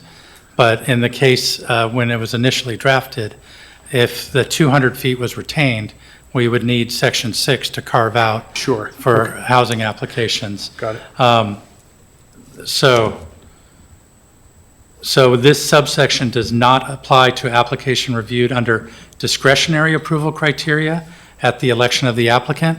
What that means is essentially if an applicant was asking to vary from the clear and objective standards in order to essentially build within a setback area and ask for a variance. Couldn't have their cake and eat it too. That is at their election, and Got it. therefore it doesn't apply. Understood. So. Yeah, thank you, Brandon. That makes a ton of sense. Okay. Any further questions from council? Okay, the floor is open for a motion. Councillor Dale. Thank you. I move to approve first reading of ordinance number 3307, an ordinance relating to supporting housing production through streamlined review of residential development applications, implementing Senate Bill 974, 2025, House Bill 2138, 2025, and House Bill 4037, 2026, amending AMC 18.2.2.030, AMC 18.2.5.090, AMC 18.3.4.040, AMC 18.3.5.050, AMC 18.3.5.100, AMC 18.3.9.040, AMC 18.5.1.010, AMC 18.5.1.050, AMC 18.5.5.030, and AMC 18.6.1030. Councillor, I think you may have skipped past AMC 18.6. Is that correct? Yeah, I was just. If you could just pick it up at AMC 18.5.5.030. Sure. Okay. AMC 18.5.5.030, AMC 18.6.1.030, and adding AMC 18.2.5.100. I'm going to pause there to make sure that that looks correct because I'm about ready to amend. Okay? Yeah, it does. And to amend Section 3, 18.2.5.100 B5A to read, every unit must have access to both sanitary facilities and food preparation facilities, period, end sentence. And also to delete 18.5.1.050 B6 and schedule second reading for September 15th, 2026. Second. Councilor Dale? Thank you, Mayor. I want everyone to know that I heard all of the discussion here, and I take it extremely seriously. And we spent a lot of time up here talking about what-ifs, and a lot of those what-ifs are extreme edge cases, some are not. But one of the things that I stew on greatly up here is the what-if this had all been considered 30 years ago. Would we have this housing issue now, or at least a lesser of a housing issue? There are a lot of factors that go into a lack of housing and housing affordability. And this is one major thing. And so I understand the noticing, and I understand that it feels like we are trying to shut people out, and I disagree. I understand that it's a change, but there is information out there to be found. And one thing, furthermore, that I absolutely consider in everything that we decide up here is this going to break the city of Ashland? Is it something that's going to be irreversible or irrevocable? And I am willing, and I don't think so with these amendments and changes. I think this is something that can be easily fixed and added back in 100 feet or even 200 feet based on what comes back from this. We can fix this. We have an anemic 0.2 growth year over year, if that. No one's building, 500 square miles of subdivisions anytime soon. This is going to go very, very slowly, but this is a chance for us to take a temperature and see if this works and see what it does without having to break something that we can't fix with the proper amount of feedback. This is a very minor change relative to what we can put back. And that's why I'm interested in moving forward with this. Thank you. Councilor Bloom? Very well said. I agree with everything. All that I would add is that this maybe is an over-rotation by the state. Time will tell. We'll see how this plays out. As Councilor Dale said, changes, not only some changes can be made by us, but changes can be made at the state level as well. But we have to understand what brought us here, and that over-rotation possibly is a response to decades of NIMBY attitudes in this state towards housing that has kept a lot of people out. A lot of people, a lot of young families, a lot of people that are economically disadvantaged, a lot of people of color, a lot of people from other states that would love to live in a great community, great state like Oregon, but there's no housing for them, or it's cost prohibitive. So I think what the state is doing, they're finally doing something that actually has a real impact on people's lives. I feel like they've not been doing that for a while. So I'm really happy to support this. Further discussion, Councilor Duquesne? I appreciate this presentation. I appreciate my colleagues. I want to just make a statement that I agree wholeheartedly that this streamlines and can get us closer to yes. Are we going to grow exponentially in a matter of years or months? No, because we have been growing flat. I think about what Councilor Dale said. If we would have had this years ago, where would we be now? I'm glad the state has stepped in. I'm hopeful that we're going to be moving forward. And something that was mentioned earlier, being on council, I know more about wastewater treatment plants, houses, electric than I thought I'd ever know. So I can't speak for council, but I take hours, days into research and looking into this. I speak to only a colleague, because I can't speak to you all, but when things pertain to something I don't know and somebody knows better, I go to that person or that individual. So I spend months, hours reading, dissecting, researching, so that I can come as prepared as I possibly can. So I appreciate all of the work that we've all done, and I appreciate the state stepping forward. Let's see what happens. Thank you. Councilor Kaplan? Yeah, thanks, Mayor. I also want to recognize the work that the state has done to mandate, to require cities like ours to simplify our zoning. I think that, as other speakers have said before me, I think that's, it's been necessary, and maybe it's overdue, could be overdue. So I think that we benefit from strong action by the state to force cities like ours to make some changes. And we've made lots of changes in the last 3 or 4 years. We've, the middle housing changes, the climate-friendly and equitable areas. I'm proud of all of those things that we've implemented in response to the state mandates. And this is just another one of them.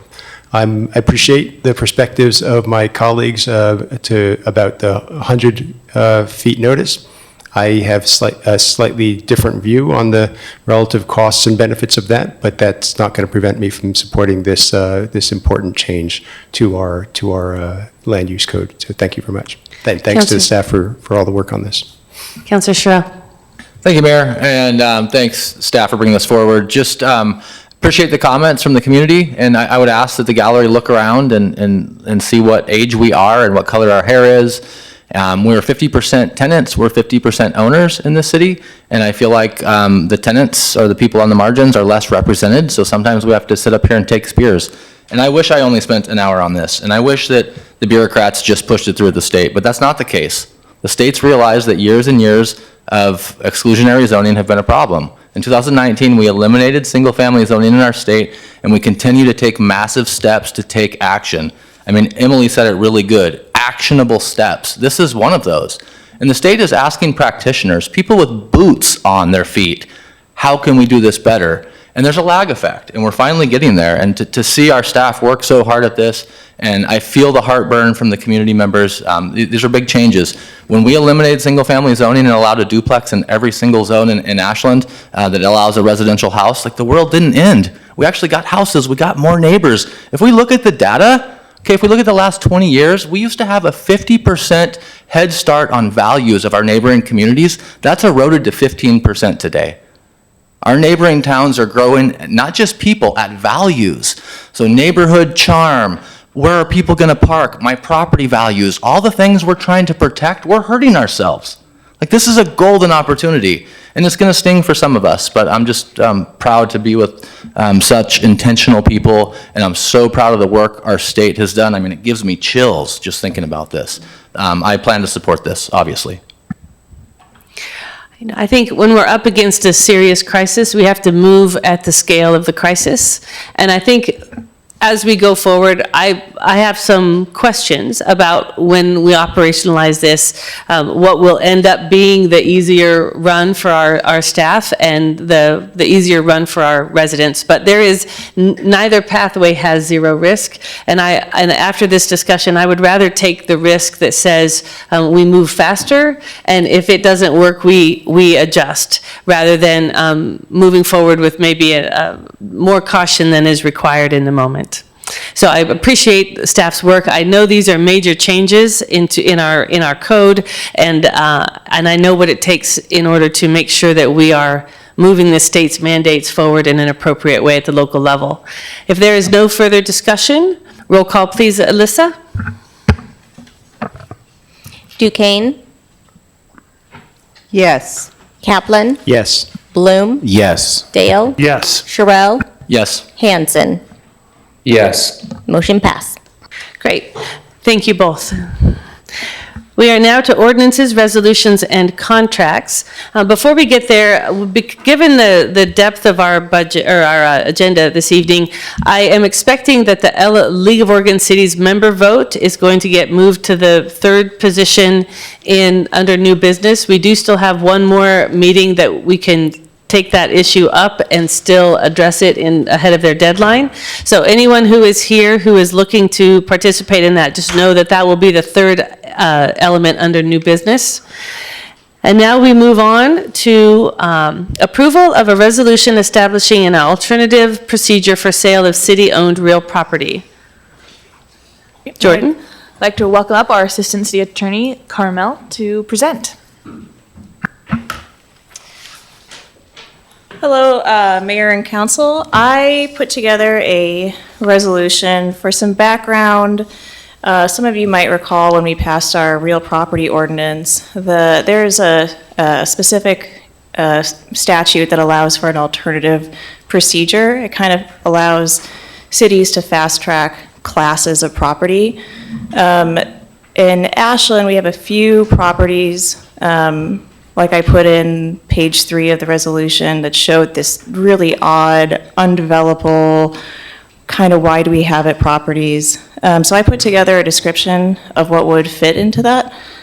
Basically properties that are small, isolated, constrained, and where the sale of these properties are necessary or convenient for the city to get rid of them. Those simply being like not having to pay for the maintenance, not having to pay for the extra insurance. So anything that's under this class of properties would come back to the council, and you would see each property that you would evaluate, yes, that this is in that class of properties, and after that, then it would go to the city manager to then engage in a sale and whatever looks like in the best interest of the city. For that section, I kept it broad because there might be a variety of, there might be some reasons to have flexibility for that. Maybe there's an adjacent landowner, and you'll see an example with chances with the next staff proposal where it's like, well, hey, we're gonna have this exchange where we need to have a little property so that we can expand a window. And with that, I will leave it open up, turn it back to the mayor. Questions? Councilor Dale? Just a very quick question, Carmel, thank you for this. This all looks pretty much in scope, but just looking at the resolution in section 1, subsection 1, where it just says the property is small, isolated, and so forth, and I understand keeping it broad for flexibility, but can you just, for the sake of just allowing people to visualize, myself to visualize, what's kind of the reasonable definition of small? I mean, I don't have one. I mean, I would say that it would come back to, I mean, like feet, I not guess acres to, kind of thing, I guess to point to a specific example, I would point you to the examples that were in the resolution. Yeah, okay. The square footage would just, I mean, Yeah, be. we're talking feet, not acres kind of a thing is what you're Yes. saying? Yeah, Yeah. okay, good. And- I just wanted that on the record there. Yeah, and to reiterate, I mean, say there was some scenario where staff thought this is small, isolated, constrained parcel, it would go to the council, and you could, at that point, be like, look at each individual property and think, oh, no, that one doesn't count. Let's do it the whole, like, more intensive notice process. That's fair. I appreciate you clarifying that. That's Yeah. great. A quick follow-up to that. In the council packet, it talked about being undevelopable, right? That would be the boundary. Is that maybe an adjective that could be useful here to kind of move alongside the small piece of this? Yeah, certainly, and that was something I definitely, was a goal of mine to describe for how really isolated this resolution would be. But I don't believe I put that in there. I don't see it. I see small, isolated, or otherwise constrained parcels. So, I mean, undevelopable could be one of those things that kind of end caps the small or the size piece. Yeah. Other questions of staff? Okay. The floor is open for a motion. Councilor Blue? I move to approve Resolution 2026-23 and to include the word undevelopable. Second. Councilor Bloom? Thank you. Sounds like we could have used this 2 weeks ago when we did the Briscoe thing. Here we are. Thank you. Councilor Dale? Appreciate it, Carmel. Thanks, legal staff. Further discussion? Roll call, please, Alyssa. Sherrill, Yes. Hanson, Yes. Duquesne, Yes. Kaplan, Yes. Bloom, Yes. Dale. Yes. Motion passed. Thank you. We are now to approval of a resolution authorizing a property line adjustment adjacent to 51 Winburn Way. Jordan? Great, and we will welcome up Deputy Director of Public Works, Chance Metcalf, who will present something in line with the resolution that was just adopted. Great.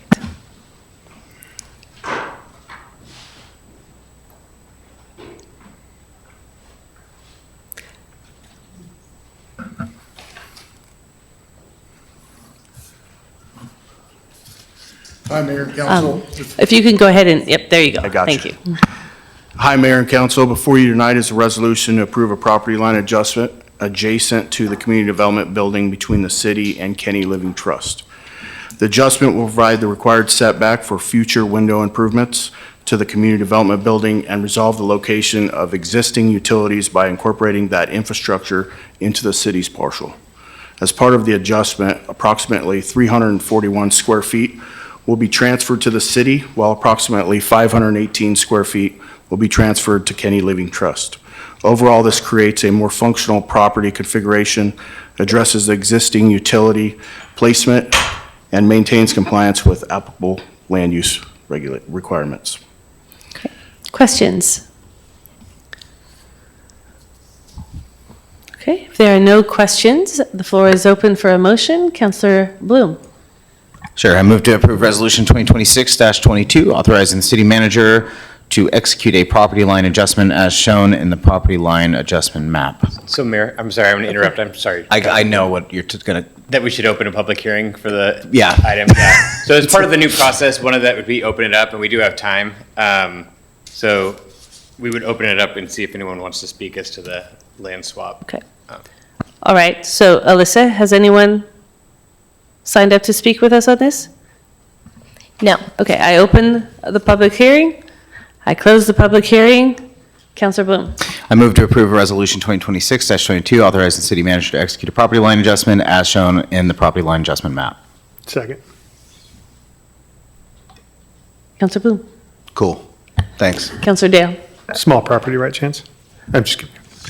Councilor Sherrill. Thank you, Mayor. Just the next steps, this is discussion on the motion, is that okay? It's not a Yes. question, but on the next steps, is there a formalized process that you're going to use for a survey? Do we have somebody on staff, or it would just be nice to document that process because it's obsolete and we're looking to change it, that's all. I'm not aware of a formal process. I know that we have a contract with a local surveyor who's already surveyed the area and presented that preliminary map. Thank you. Councilor Kaplan. Just, I'll be supporting this. Good to see you, Chance, and in your new position. I think it's the first time I've seen you at the dais as Deputy Public Works Director. Thank you. Further discussion?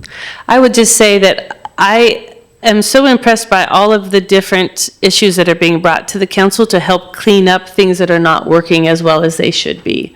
And so I appreciate that this is one more in what has been a long line of tidying up and making things work better.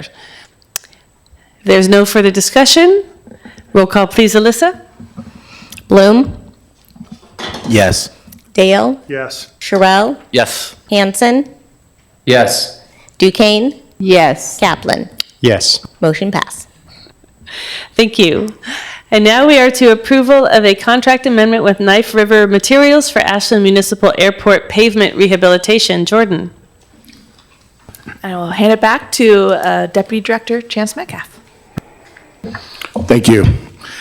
Before you tonight is a resolution approving a contract amendment with Knife River Materials in the amount of $394,000 for the airport pavement rehabilitation project. Knife River is currently performing the pavement rehabilitation work at the airport. During the removal of the existing asphalt in July, the contractor uncovered more unsuitable material below the surface than was anticipated. This subsurface material needed to be stabilized before the new pavement could be placed.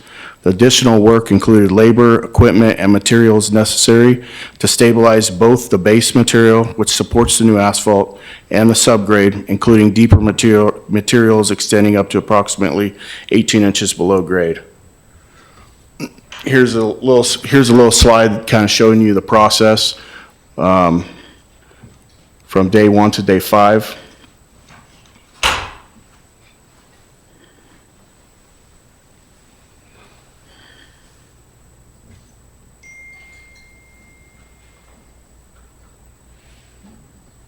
Go to the next one. From a funding standpoint, 90% of this 394,000 contract amendment, or approximately $354,600 will be funded through the FAA's Airport Improvement Program. The state's Critical Organ Airport Relief or CORE program may provide an additional 9%, which is approximately $35,460. The airport has sufficient revenue to cover the remaining city match. If we receive the full core funding, the city's share will approximately $3,940. If we do not, it'll be $39,400. That's the basis of it. Great. Questions? Councilor Dale? Yeah, just a quick couple statements. First off, Chance, I'm just so pleased to see you up here, and thank you so much. It is Scott. I'm just so incredibly impressed, and you've known that for years, and thank you for all that you're doing out there, and we see it. And I want you to go back one slide just for a second before I ask my question, and I just want to linger on the fact that this is the kind of work that you and the Public Works Department has done. That's day 1 to day 5. That is project management at its best right there. So I just wanted to say thank you very much for that. Go forward one slide, please. I just want to make sure, kind of for the record here, that when you say the city, we're talking about the special revenue fund that is the airport fund, which has its restricted funds. So this doesn't come from anywhere else. It comes from, it's completely self-funded that happens, correct? That is correct. All right, thank you. Other questions? Okay, the floor is open for a motion. Yeah. Councilor Dale. I'll get this one. Thanks. Not a chance. I move that the council, acting in its capacity as local contracting board, authorizing staff to execute a contract amendment with Knife River Materials in the amount of $394,000 for base and subgrade stabilization in support of the Ashland Municipal Airport Runway and Taxi Lane Rehabilitation and Reconstruction Project Phase 2 construction. Second. Councilor Dale. Thank you. In addition to what I said about Chance and the Public Works staff, which is just absolutely phenomenal work that we could see out there, I do want to just take a quick moment to say that this is an investment in a facility that not a lot of people think about. We have Mercy flights out there now. We have other things. This is right for economic development out there. That's right for other, public serving facilities out there. We used it for an emergency operations center. That there is an actual offsite emergency operations center to some degree out there. Most people don't know that. Kelly Burns had an exercise out there that it provides significant value other than to just a handful of people that actually use it potentially recreationally. So I really appreciate the investment that the city's doing, and I'm so proud that it has always been self-funding. And thank you guys both for your work. Councilor Shrell? No, thanks. I just figured he'd try to second his own motion if I didn't grab it. Any further discussion? Councilor Bloom. Thank you. Yeah, no, thanks for this. I mean, it's a no-brainer, and kind of to echo what Councilor Dale said, I mean, it's a huge asset in this community. My 5-year-old for the last 3 years has been going out every Wednesday, and the mechanics out there are awesome, and let him come hang out and let him think that he's a future aerospace engineer. And also to mention that as somebody who enjoys taking him up on airport day, I want to make sure that there's a safe runway and taxi lane for us to land on. So thank you. Great.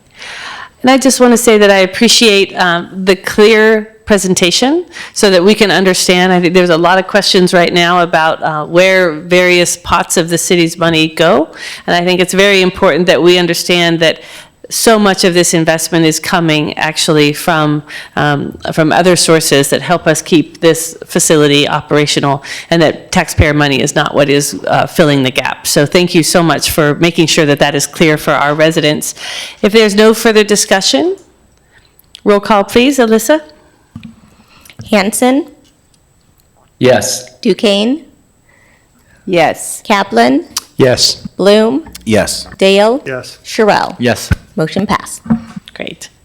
Thank you. And now we are to the approval of a resolution authorizing a Clean Water State Revolving Fund loan agreement to finance wastewater system projects. It's us again. Before you tonight is a resolution approving a Clean Water State Revolving Fund loan agreement for the wastewater treatment plant headworks upgrade project. The headworks upgrade has been identified as a high-priority capital improvement for the treatment plant. The project will address several key components of the headworks, including grit removal, screening, and flow splitting. The need for this improvement was identified in the treatment plant facilities assessment completed in 2019. The headworks is also the only major component of the treatment plant that was not improved during the significant plant modifications completed back in 98 to 2001, making it upwards of 50 years old. This project is currently nearing completion of the design phase, with construction bidding planned for September and an anticipated construction contract award in November. The Clean Water State Revolving Fund loan provides favorable financing terms, which the city has a long history of successfully utilizing. This funding will allow us to move forward with these important infrastructure improvements and maintain reliable and effective wastewater treatment operations. From a fiscal impact standpoint, the design loan is approximately $803,000, which was included in the adopted 25-27 biennial budget and is funded through the wastewater utility rates. The Clean Water State Revolving Fund loan agreement includes a 3.1% fixed interest rate and a 30-year repayment plan. In addition, the city is eligible for principal forgiveness of up to 50%, not to exceed approximately $401,538. This will significantly reduce the overall cost of this project. Debt service will be supported by the wastewater fund, and this project was included in the recently adopted wastewater utility rates. If approved, the city will review, sign, and return the loan agreement. Looking ahead, we anticipate returning to council in November with an amendment to this resolution for the construction financing. The final construction loan amount will be based on the completed design and the results of the competitive bidding process. Can answer any questions you have. Questions? Councilor Duquesne. So thank you for the other clear presentation and the clarity on this one as well. When I look at this and I look under the fiscal impact, I believe you said the $803,075 are already included in the 2025-2027 biennium? Yeah, that amount is within the capital improvement program. It shows this project. And that's for the design only, is that correct? Yes, there's additional funding that's was budgeted to go towards construction. Possible. And then I see, as I read on, the anticipated loan amount is approximately 9.1 million? That is correct, if you include the design and the estimated construction costs that are going to be coming. Mm-hmm. Thank you. Other questions?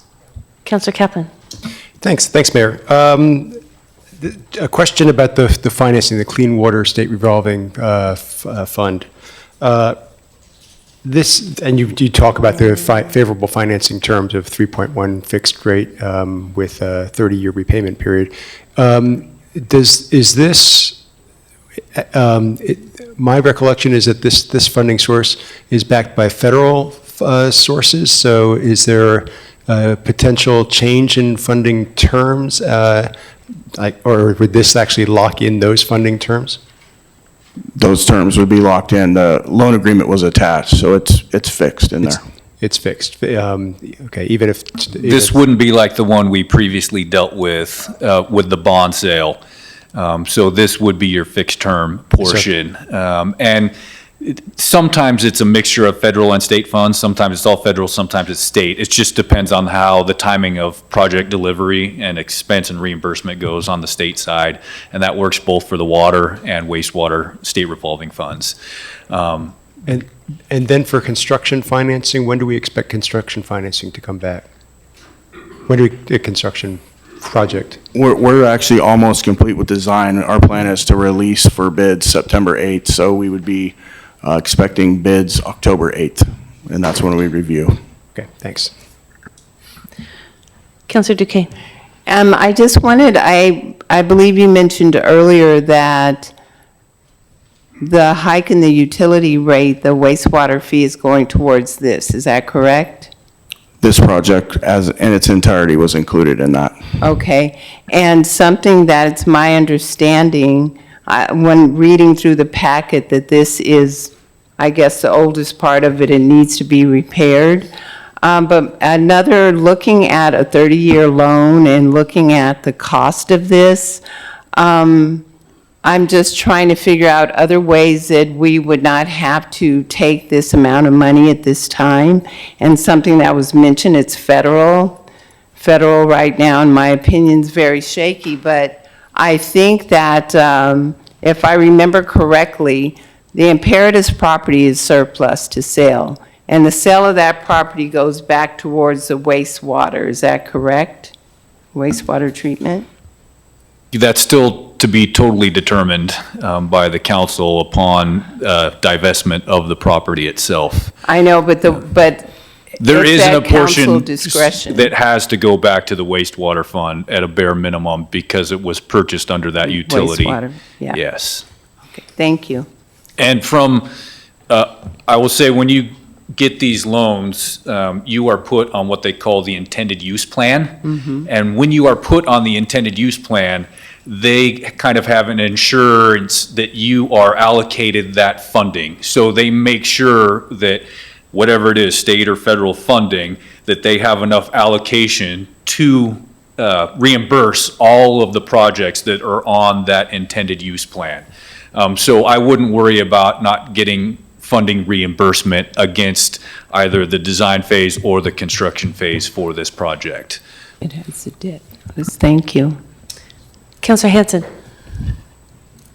Thank you, Mayor. Thank you, Chance. Thank you, Scott. I'm really curious about the financing part when we're looking at the principal forgiveness. Like, what would trigger that, and how would that trickle down to our bottom line? I believe it's automatic. So essentially, whatever we put in for reimbursement, we'll get half of that back up to $401,000. Right. I mean, that's the punchline there. What an incredible financing package we have here. I know it's a huge project, and I wish you the best of luck on it. I will be supporting this. Thank you so much. And I will just say that it is an automatic allocation, and we've had a couple of these in the past as well, where we've gotten, interest principal forgiveness, and it's right there at the start of the project. So when you do your reimbursement and you reimburse all of it against that $800,000, they send you the amortization schedule when you finalize it, and it's only for the $400,000 remaining. The other thing that we look at is that when this was modeled for the rate study, the loan was modeled at 5% and that full amount.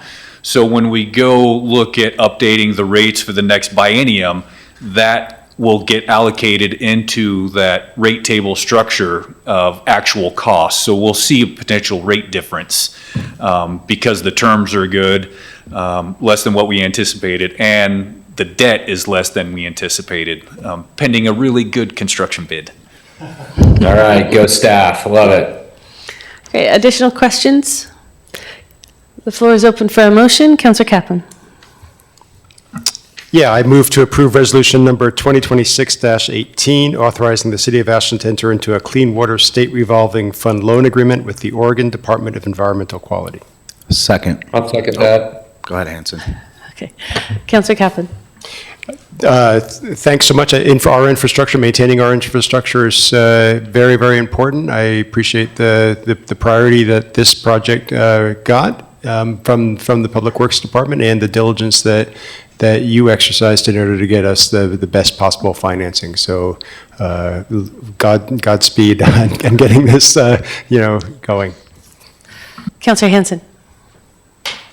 we have some major infrastructure moves happening right now, and I applaud the efforts by the city, and certainly looking at this package, it's incredible. So thank you all.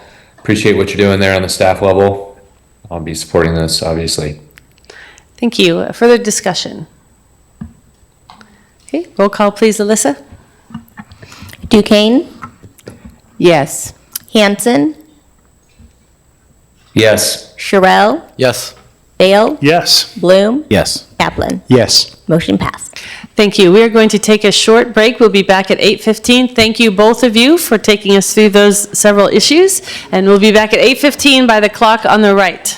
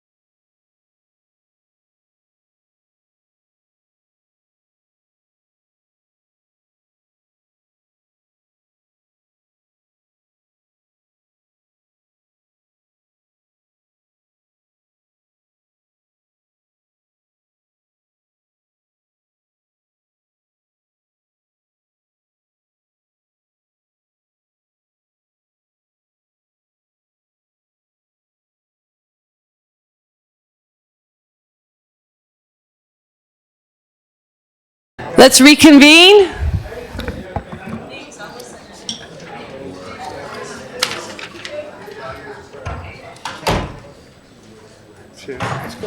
So we are now to the city manager's report. Deputy City Manager is going to go through the look ahead with us this week. Go ahead, Jordan. Okay.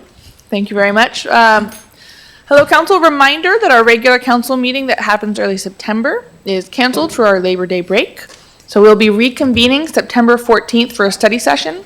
In that study session, we'll be focusing on some budget priorities and budget policies as we enter our budgeting season. On the 15th, we'll have our business meeting. You can go ahead and check out on the look ahead some of the topics that are there. Additional topics that we are planning on bringing forward will be a grant application for the Regional Infrastructure Fund that was recently released by the state, a discussion about our CWPP implementation, and then anything else that rolls over from tonight. And then I will remind everyone else, September 16th, we then have a workshop for strategic planning that is for City Council to work with our consultant. Very good. Thank you. Councilor Dale? Thanks, Jordan. Just a really quick question. So I know in the past couple of months, we've had a lot of things that that we put into place that we're working on through the next quarter, couple months, weeks. Is everything on track relative to that? Is to the extent that you know? Well, and I will say I'm currently acting in Sabrina's stead. I'm still getting my arms around the full list of projects we're working on, but the mayor and I are meeting next week, and I'm happy to bring forward an update to you all via email on progress on major projects. Perfect. Thank you. Great. Thank you. So we are now to unfinished business, the proposed ordinance around the utility bill fees. This is coming back to council after council has given direction to staff to put it into ordinance form. This is not the first reading of this. This is simply the next discussion of the language in the proposed ordinance. Whatever the council decides to do with it this evening, the plan is to have it come back for first reading in the middle of September at that next meeting. And we don't necessarily need to go through all of the elements of it. Essentially, mostly what staff did was take the language that we had and put it into ordinance form. And so now is the time to have any discussion about any of the timing, and any questions around clarifying any of the elements. So are there any questions about the language in the ordinance at this point? Councilor Bloom. Yeah, thank you. I appreciate this coming forward, and I hope that it passes and then comes to us as soon as possible. The only thing that I kind of want to flag is Section 4. This process does not apply to renewal of a fee following a sunset clause. I personally would like to see that stricken when it comes back for a vote, and if not, I can always just offer an amendment, and we'll see how that lands. But for me, it's pretty straightforward. I think that when you sunset a fee, it is an intentional decision that is being made by a body, and that means that when that fee is sunset, that it is over, and so any renewal of that would be a new fee, as far as I'm concerned. And so I think in keeping with the intention of this, that Section 4 should be removed. And just as a reminder, what this is related to for folks watching at home is any new fee that is collected on the utility bill, or any fee that is increased by more than the consumer price index. So that's what would trigger this particular ordinance to be put into place. Okay. Other questions or clarifications before we have our speaker come up? Councilor Dale. Thank you. Just one question that just kind of sticks with me, and not just with this, but everything, is the one where it says it does not apply to increases adjusting for inflation which do not exceed CPI West. And I just want to maybe get a little bit of clarification, maybe from staff, how this works. I understand automatic increases for inflation. I tend to have a philosophical issue with that relative to that, because it can lend itself to not actually going through and doing some math that needs to be done. So even though I kind of see that, and I'll have to stew on that for a little bit relative to default language, but I would assume that this doesn't mean that just because that's in there that we don't have a really robust discussion about what the actual funding needs are relative to that, as opposed to just falling back on inflation, because that cuts both ways. Sometimes it's too much, but sometimes it's not enough, and I think you need to make sure that you have a very fulsome discussion on what the actual current and future needs are. So, okay. I think just to keep in mind that these fees are moving back into the general fund. And the general fund typically has a hard time, in terms of the expense line item, staying within the CPI West. Those numbers are jumping higher in the general fund. That being said, I think it is important for there to be a very real, robust analysis of what those are. In the event that it is less is needed, then that could certainly be done by council action. If it's more than if more is needed than what that indexed increase is, then it would trigger this particular process. Councilor Duquesne. Oh, Councilor Kaplan. Yes, thanks, Mayor. Just a slight correction. There's also the wildfire fee, which is not, that's a special Right, revenue it goes to a fund. special fund. Special But it's revenue. but it's also probably not, the expenses in that fund are probably also not increasing at less than the CPI West. So, but I think it does behoove us to still have that conversation and to make sure that we are adjusting appropriately. So if there are no further questions at this moment, I'd like to call up our speaker. Kate Hartzell has signed up to speak to us on this issue this evening. Kate, you'll have 3 minutes at the podium. And if she's not still here, then we will continue forward. Okay, so where we're at right now is to move forward with this particular ordinance. We're looking to just provide staff direction, and so we have a request on the floor to strike the language around this ordinance not applying to any fees that have sunset. So that's what we want to do, go around the horn here and see what different councilors feel about leaving that clause in or taking it out. And I'll start with whoever wants to speak. Councilor Duquesne? I'll go first. Thank you. I agree. I'd like to see that removed. And then I could leave it there. I could discuss more about this. But I do, since we're looking at next steps, that being removed, I think makes more sense to me. And it will come back in September, correct? Next steps. We're just going to make a move on this tonight? Yep. Okay, well, I'll Yep, leave it'll come back for first reading. Yeah, for first reading. And for me, I think that this will probably pass. I could support this when it comes back. However, I am looking for November, and I'm hoping that the charter change is voted on and the people really can vote on any fees coming forward and the community can have a voice. So for now, I will support this. Others?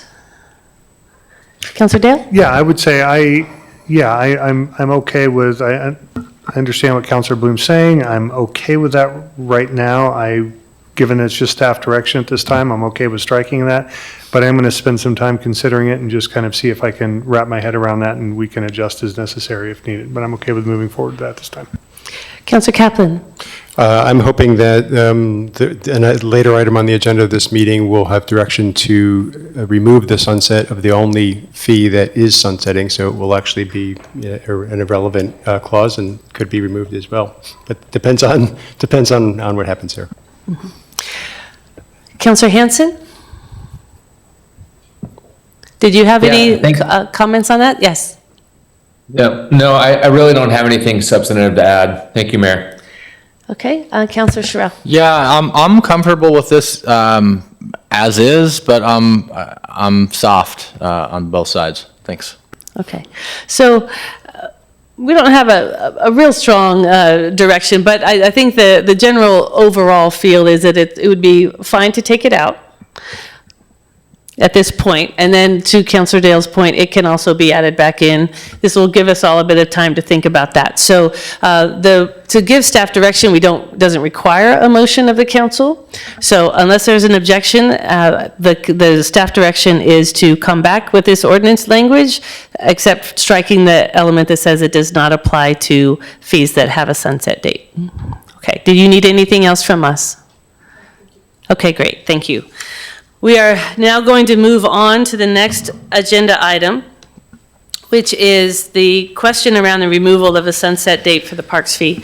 So this has come forward back to the council from the joint session that we had with the Parks Commission, where we had a pretty deep conversation. They have asked, the Parks Department has asked us to address this question so that they can put their budget together with the information about whether or not that parks fee is still going to exist. Thank you.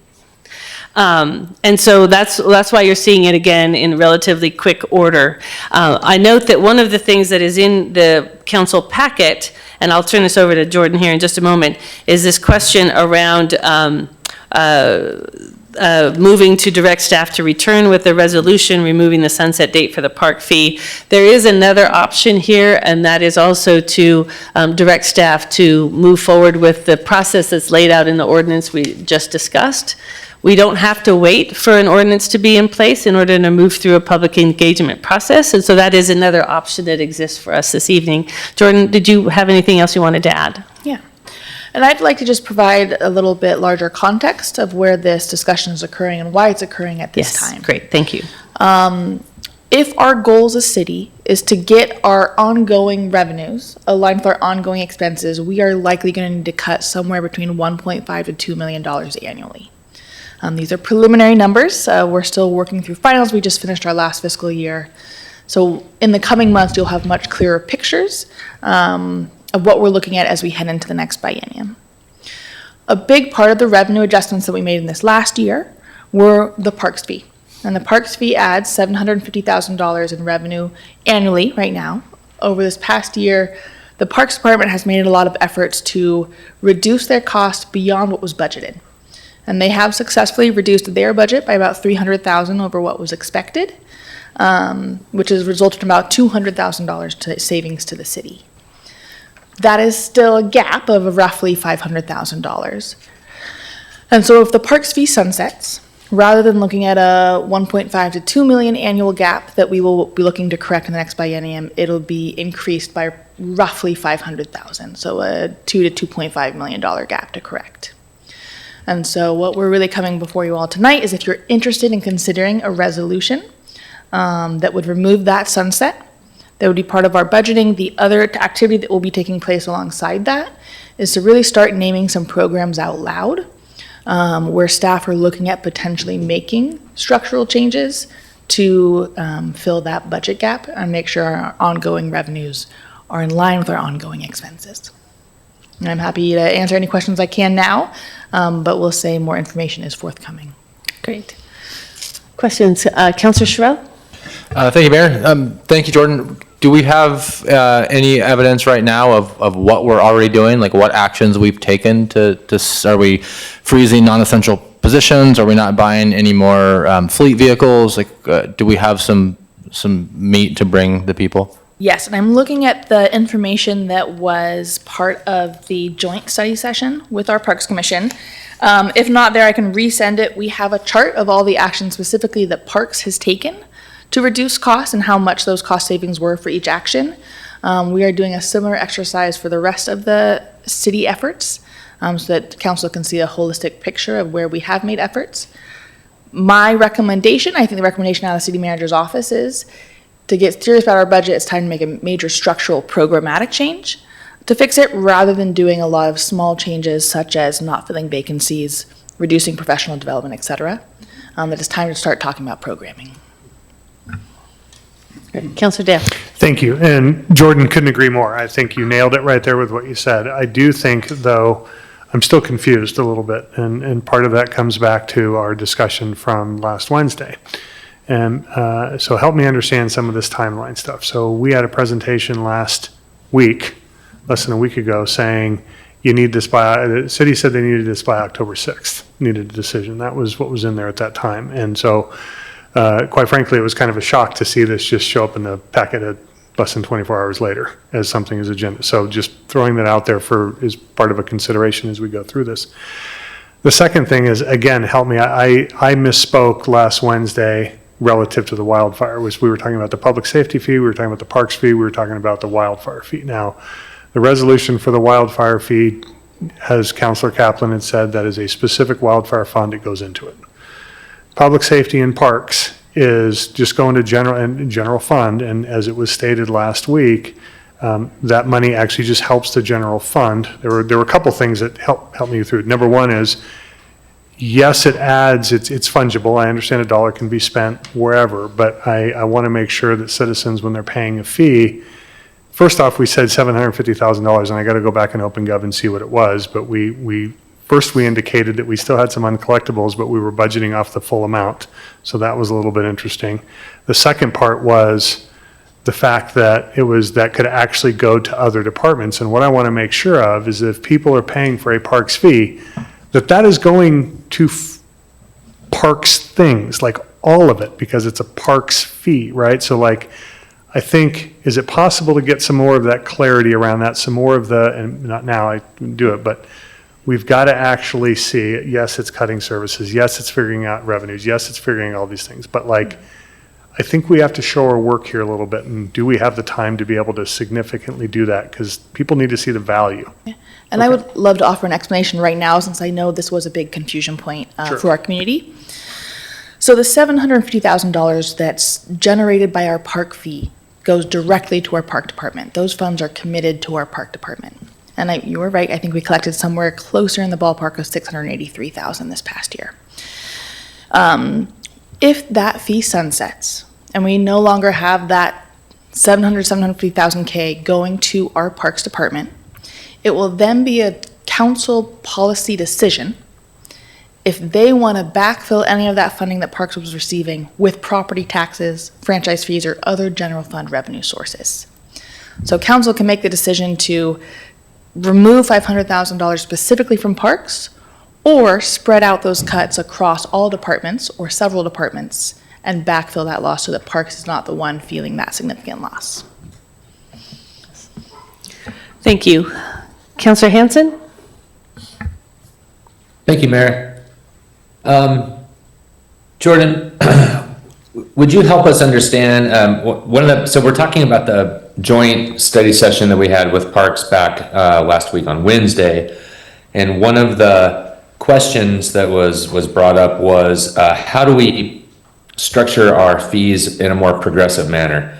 Can we base it on house size or commercial size? And I know that we're switching utility billing, and we're really in a technology lag, to get caught back up so we can make some of these moves more nimbly.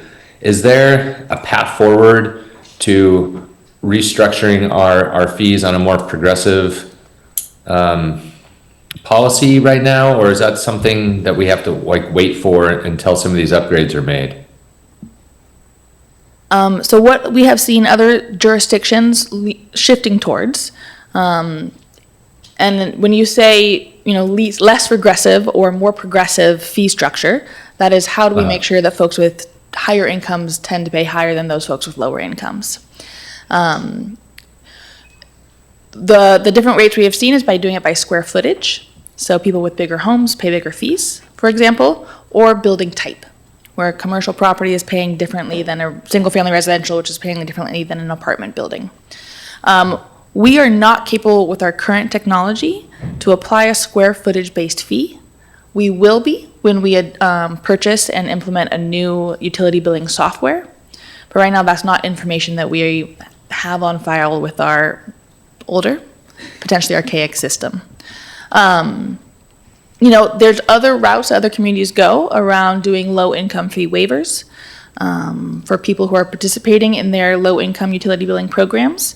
So there's definitely routes that we could take in the intermediary period to try to alleviate some of that cost burden on some of our households. Well, that's really interesting. I have a follow-up, if that's okay, Mayor. Yes. I'm curious, Jordan, why aren't we talking about increasing the public safety fee as well? I mean, we have a major challenge ahead of us in terms of, restructuring our services if we need to meet this budgetary deficit, and also generate revenue on several different fronts if we can to help get us back in line. Are we going to be seeing the public safety fee come back to us, or is that on our radar at all? Because I certainly would be in favor of talking about both of those, since one seems to be on the chopping block. I'm wondering when the next one is going to come up. Yeah, so we're specifically discussing the parks fee because the parks fee is the only fee currently with a sunset date. And so it is I would say, only time-sensitive fee at this point because of that sunset. We are not recommending as staff or requesting an increase to the public safety fee because what we're currently assessing with the support of a consultant and discussions with other jurisdictions is the models in which we're providing public safety. More specifically, our ambulance services as well as our fire services, to see if there are ways that we can do it more effectively to make sure that we always have the fire resources that we need to have as a community, and B, at a cost point that is sustainable over the long run. And so we are waiting for the results of those analyses to really understand what our level of need is to help support those programs under various different scenarios. And so I do think we could be discussing public safety fee, for example, because half that fee goes towards our ambulance program. To really drill down what the community wants to support and needs to support for the services that we'd like to have. Well, I mean, here's a question. If we're receiving about the same income in the public safety fee as we are with the parks fee, and the public safety sector is working on a budget that's way bigger than what we're collecting, we're basically trying to do the same thing with the parks fee as the public safety fee, which is generate some income to offset expenses so we can put more money or keep more money in the general fund. So I just think that we should be, thinking about this in parallel with the public safety fee too, because if this parks fee goes away, we have a community that has told us time and time again that the parks, the physical parks and then the services that the parks provides are top priority for livability and attracting and tourism, so many different levers that we have in economic development. I just would put that on our radar to really drill down into a progressive fee structure, and then also look at public safety as well as parks in the same vein. Thank you, Councilor. I'm more than happy to bring forward whatever the council would like to request to take a look at. All right. Councilor Bloom. Great, yeah, thank you. And I understand the utility billing issue that you can do, because I think that there are some creative ways of assess value or square footage. But one thing that I'm sure that you can do is differentiate between residential and commercial, right? I mean, that's pretty straightforward. Okay, thank you. Yeah, because I am also a bit baffled that this is coming back to us. I mean, I was heartened on Wednesday that it's like, okay, we're going to have a good, deliberate conversation about this. And I was looking forward to seeing some different kind of ways that we could look at this fee to get the revenue. But I know that that's not on you. So I want you to know I'm not frustrated with you there. But I think we just did something deliberate in the last vote. And I think that we should honor that. And I think that we should get as much information about how to make this a more progressive fee. Councilor Kaplan. Thanks, Mayor. Jordan, last week when we were in the joint session with the Parks Commission, when we discussed this parks fee, we heard that the $750,000, or slightly less than the collections last year,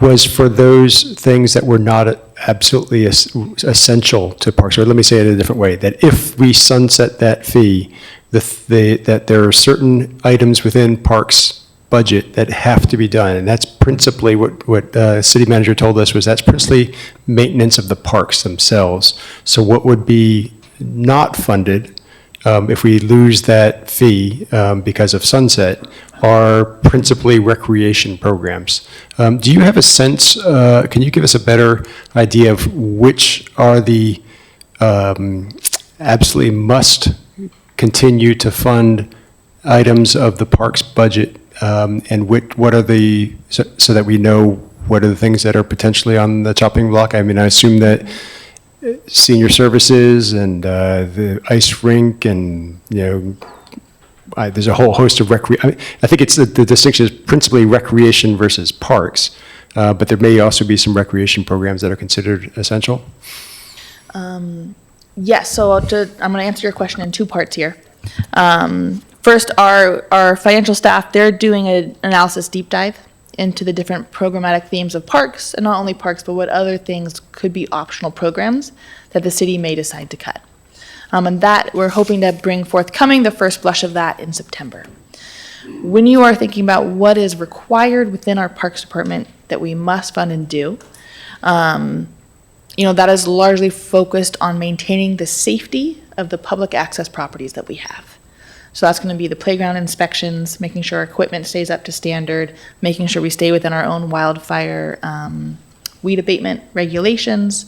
The way we reduce that cost areas, we reduce the acreage of parks that we have. And when I say parks, it also means open space as well as developed parks. I will say, talking about recreation, as you said, recreation programs have different cost recoveries. For example, I admittedly was surprised to learn our golf course is actually very good at cost recovery. Our ice rink is very good at cost recovery. Where we're seeing a lot of our spending occurring in some of those more optional, and can be an opinion-based definition, is in our recreation programs like youth and adult classes, as well as our senior services program. But we will have more details and prepared for our meeting in a month. Great, thank you. Just a moment. What I'd like to do is keep this conversation focused not on the parks fee itself this evening, but on the process that we want to go forward with in order to address the request from the Parks Department that we answer this question. And so the two pathways we see at this moment, one is to simply ask staff to bring back a resolution that would eliminate the sunset date. The second option is to direct staff to implement what we just talked about in the ordinance, and to start that process with the study session that's indicated in the ordinance. And at that study session, we would have the deep dive around, these questions that we're asking this evening about what happens if we don't have the parks fee, what happens if we do have the parks fee. That's where we would put the focus of those particular questions. So I'd like us to keep that focused here. We do still have several other agenda items. Councilor Duquesne.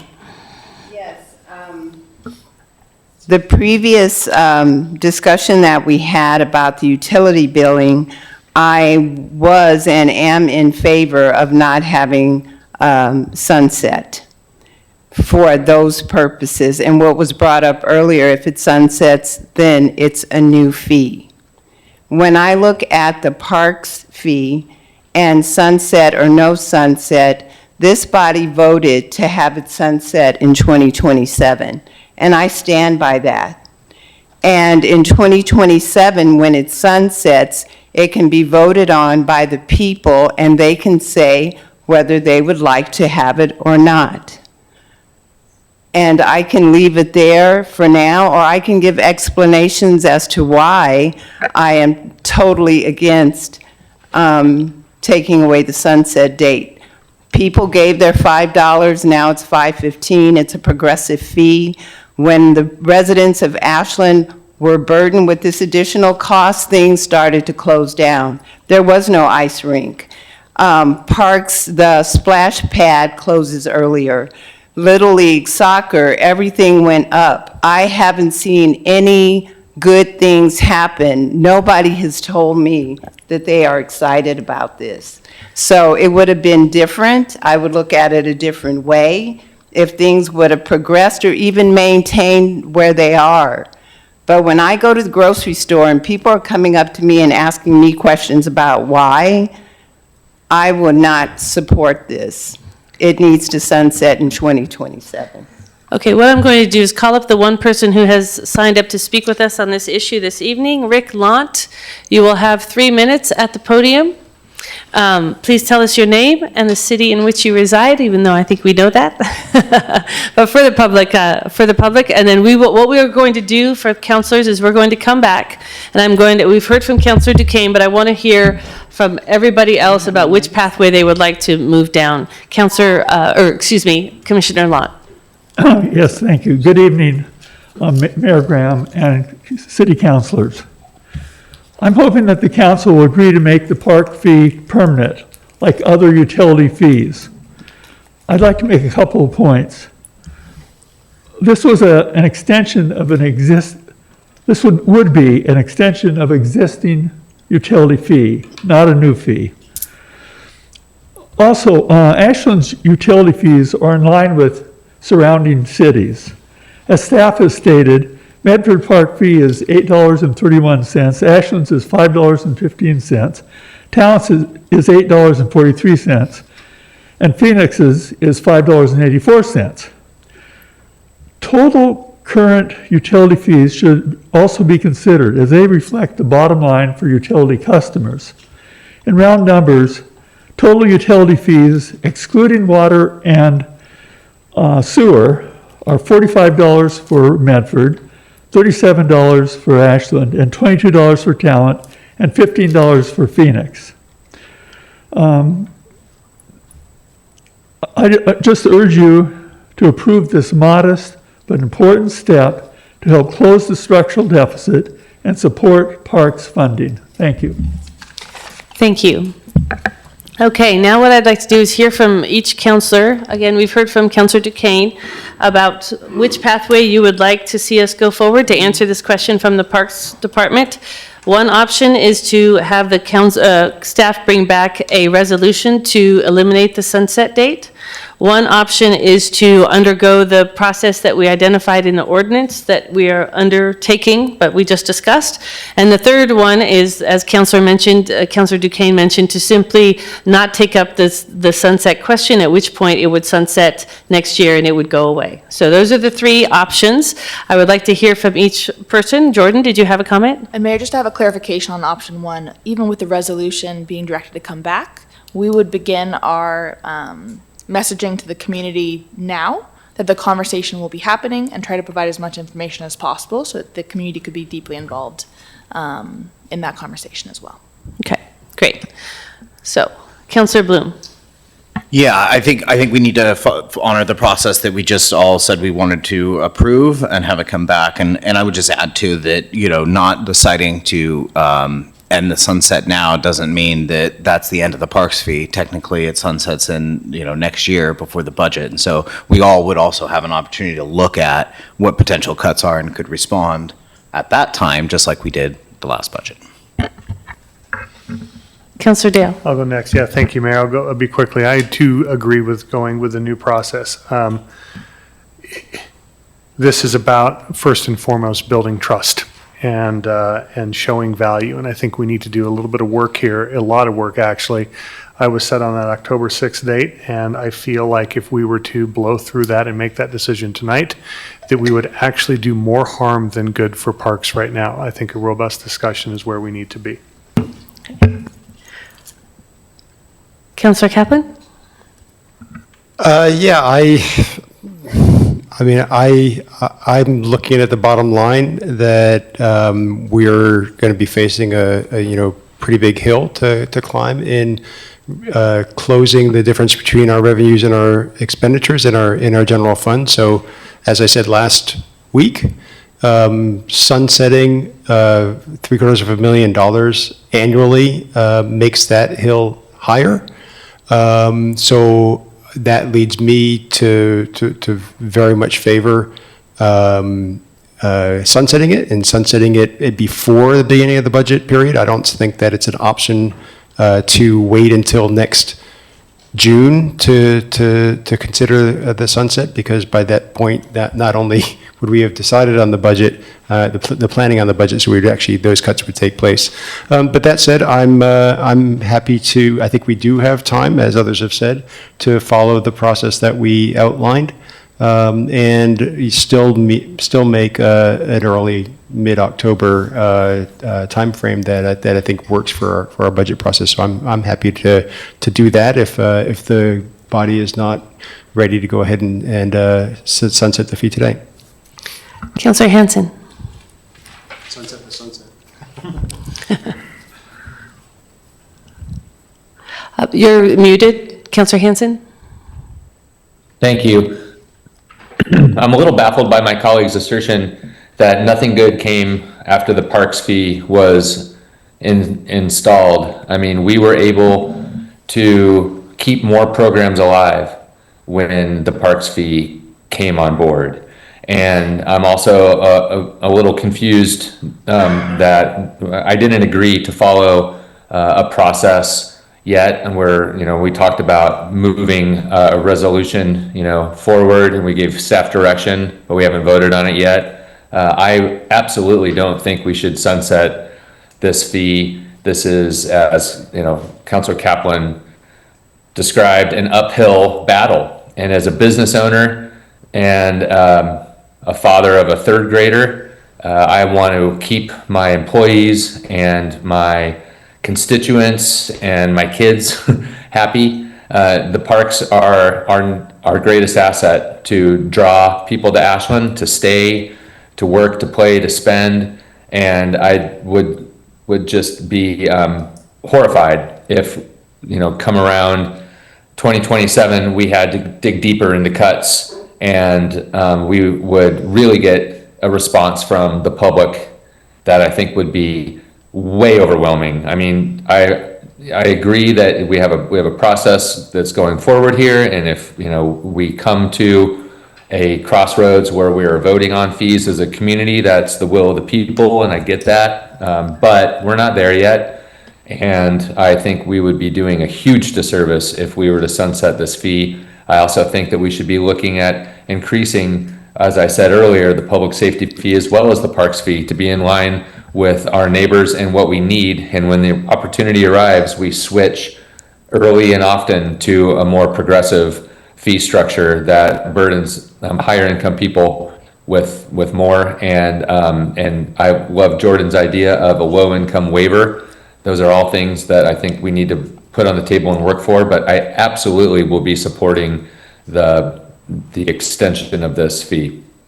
So, Councilor Hanson, in terms of that, are you looking at just having a resolution brought back to council, or are you in support of undertaking the process that we identified in the ordinance in the previous agenda item? Well, I thought it was debated and discussed, and I felt like I was a minority voice. I really didn't have anything substantive to add. I think if it's the vote and the will of the council to eliminate the sunsetting and the cost of living increases of those fees, then so be it. But it's actually not my will to do that. Okay. Councilor Sherrill. Thanks, Mayor. I'd like to see it come back. I mean, the people have also spoken. I don't mean to put all the bearing on this recent survey, but 11% of the population talking about what they enjoy most about the city. Nothing's free. Everything is getting more and more expensive every day, and we just have to start making hard choices of what we feel like we need to pay for. And I think the city also needs to show its work, as my colleague would say. And I look forward to some really hard conversations that we're having coming up soon that have potential to make drastic cuts, as hard as that's going to be. And maybe we'll know where we're at. But I don't see how Parks goes on without some sort of fee. And so are you supportive of the process, undertaking the process? Yes, please. Okay, so that's what we have for staff direction then, is that we would like to undertake the fee that was outlined in the ordinance language from the previous agenda item. I also saw a fair amount, or quite a lot of agreement in terms of looking at a progressive way of structuring this fee. Is that correct? That we would also, in this process, like to identify the different ways we might structure this in a more progressive way? I'm seeing lots of head nods. That would be part of this discussion and part of this process. Okay. Do you have any other needs for us in terms of the direction? Any other questions we need to answer? I think I'm clear. Thank you. Okay, great. Thank you. Okay, we're going to move on now. We have a couple of, Councilor Duquesne? Yes, but I just would caution that it's almost 9 o'clock and we have a lot of agenda items left. So go ahead. I'll be brief. Oh, there you go, your mic. On the topic of parks and all of the discussion is that we don't know what's going on and the clarity of what we have and what we don't have, I would move to make a motion to have the Parks Commission file with the city recorder for the information of the city council and public a report of their doings for the preceding months, It shall carry a clear statement of all monies and expenditures and for what purpose. That is from our charter, and I make that motion and I bring it in front of the council per charter. I have the charter right here. I'll second that. Just a moment. Johan, this is not an agenda item that has been, It's not, I mean, you can add it in the, pardon me? she can move to add an agenda item to direct, I'm not entirely sure I heard the whole thing, but. So what I would suggest, Councilor Duquesne, given our agenda this evening, is that we can certainly put this on the next agenda, the next business meeting agenda, but otherwise, we're going to have to back up, put a new agenda item on in order to consider this motion, because this motion is not related to this particular issue. It's related to parks and the It's not cost related that to we this don't agenda have item, information. Counselor, it's not related to this Okay. agenda item. Okay. Okay, so what we're going to do, Mayor? Counselor Hanson. Yeah, thank you very much. I'm sorry to interrupt, but I'm curious, are we directing staff to return with a resolution removing the sunset date of the parks fee? It's not clear to me. No, we are directing staff to initiate the process that we identified in the previous agenda item, the process of public engagement with the community to come to a decision about a fee. Well, Mayor, if I would, please, I would like to move to direct staff to return with a resolution removing the sunset date of the parks fee. So, Counselor, we've already come to a conclusion that we have staff direction on this issue, but given that this is an agenda item, I will open it up. Is there a second? Thank you. For lack of a second, the motion fails, and we will now move on to the next agenda item. Under new business, we have the Affordable Childcare Ad Hoc Committee funding proposal. What I'd like to do is invite John Love and Stephanie Rowland to come up into this front space to answer questions, and I will hand it over to Jordan to queue us up. As council is well aware, we have had a childcare ad hoc committee that has been running our childcare grant program for the past biennium. They are coming forward with their final recommendation. We currently have $30,000 left in unallocated grant funds at the committee's recommendation, and the committee has a proposal to use those funds to help seed a fund that could be in perpetuity to support childcare in Ashland, the Ashland Community Health Foundation. So before us tonight is John Love, the chair of our ad hoc committee, as well as Stephanie Rowland, the executive director of Ashland Community Health Foundation. And welcome to both of you, and I recognize that we didn't ask you to present to us this evening, so I don't want you to feel put on the spot that we're really just opening this up for conversation. The council and the community has had the documentation that you put in our council packet. I also recognize that Councilor Bloom has been liaison to that committee, and so Councilor Bloom, if you would like to offer some words also to open this conversation up. Sure, yeah. Mayor Graham, may I also Yes. say that two other members of our committee, Lisa Werner and Councilor Emeritus Paula Hyatt, are both here. They've both been with me on the committee from the very beginning and are happy to help engage in any questions you might have also. That would be fabulous. You're both welcome to come up to help answer questions. And we can pull another couple of chairs over as well. Councilor Bloom. Thank you. Councilor Emeritus, I like that. Do we all get that title when we're done, or is that just a special thing? This is, it's kind of, I don't know, a bit sad a little bit because it's kind of the end of this great work that the committee's been doing. It's been such a pleasure, and I just want to say, I kind of touched on this a little bit last night, is that we do a lot of things at the city and the city council that impact a lot of people's lives. But those impacts sometimes aren't felt directly by each individual family member. They're kind of felt community-wide. And, this council and previous council has committed, $500,000 over 4 years to supporting early learning and this grant program. And we've seen new programs open up. We've seen expansion of slots, increase in slots for toddlers and infants. We've built some bathrooms with that money, which a lot of people probably don't understand is helps with licensure. And also we've directly benefited, dozens of families directly by providing a subsidy for their children to to go to school. I mean, I remember 2 years ago, we had a woman come and testify that spoke about how her husband passed away and how difficult it's been. And that money that this city council and previous city council put forward was, you know, she was able to use that to have childcare for her daughter.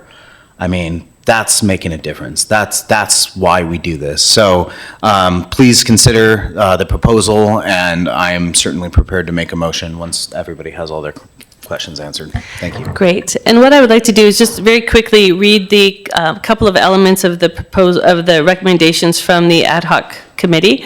To sunset the ad hoc committee on affordable childcare and early learning at the end of the 26-27 fiscal year, at the conclusion of all currently awarded grant reporting. So the committee has been managing that on behalf of the city. And then that the city will use the remaining $30,000 to create a named fund with the Ashland Community Health Foundation. This transfer will allow for greater philanthropic work to commence and establish a path for continued support of early learning and care initiatives long-term without solely relying on City of Ashland investment. So one question that I have for the two of you is, when we talk about greater philanthropic work, and how that relates to making a difference in the everyday lives of our young families. What do you envision can be built from this named fund? Well, I'll start and then let Stephanie chime in. But I see the named fund as a way to continue the work of this committee without involvement of staff time, additional city resources and so forth. That with and there's, I think, almost, many of the members, 7 members of the ad hoc committee began this discussion because they didn't want to see the end of this committee. And if the committee ended, which it will, want to see ways of continuing this work. And so we started looking for, is there some kind of other nonprofit or some other organization in the city that we could work with to continue this work? And their question about the philanthropic, the foundation, does major fundraising every year and raises over $2 million, and with the named fund as one possibility, that when you get the announcement or the appeal from the Community Health Foundation, it'll list, okay, you could appeal to scholarships for nurses, or you could give money to this or that and the other thing, and one possibility, say, I would like all of my or a portion of my donation to go to the, whatever we call it, the Ashland Affordable Childcare Fund. And then that will accumulate and it will continue way into the future. It's not just a biennium budget for the city, but it's an ongoing program of supporting childcare for young low-income families in Ashland. Great. Thank you. Councilor Kaplan. Thanks, Mayor, and thanks to the committee for all the work that you've done over the last several years on this. And I support this proposal of moving these resources into a named fund at the Ashland Community Health Foundation. But my question really is about something else. So I'll be supporting that in some form whenever the motion comes here. But I'm also intrigued by something else that's in your report about trying to provide a little bit more longevity to this by making the Ashland Community Health Foundation a potential grant recipient for the Ashland Social Services grants that are awarded every couple of years. My understanding is that currently the Ashland Community Health Foundation is not an eligible recipient for those kinds of awards, but I'm not sure. And I wonder what would be necessary to make them make the Ashland Community Health Foundation eligible for that source of funds as well as this source of funds that we've got now. I would like to invite Paula Hyatt to respond to that, because she put that paragraph in her recommendation. Guilty as charged. So first, it's good to see everybody here tonight. Thank you for taking the time to listen. With regard to the social services grants, currently the Ashland Community Health Foundation would not be a traditional recipient of any of our grant funding through the social services process. But as with most things that are in the purview of our council, you all would have the ability to change the policy and include them as an appropriate recipient of those funds. So this kind of answers a little bit of what Mayor Graham was asking and a little bit of what Councilor Kaplan is asking. One of the ways we can increase some of these philanthropic avenues is to be able to go out to our community and to allow private investment, which we cannot currently under our municipal structure. There is no way for folks to donate into this fund. That is one of the beautiful things that this partnership would yield.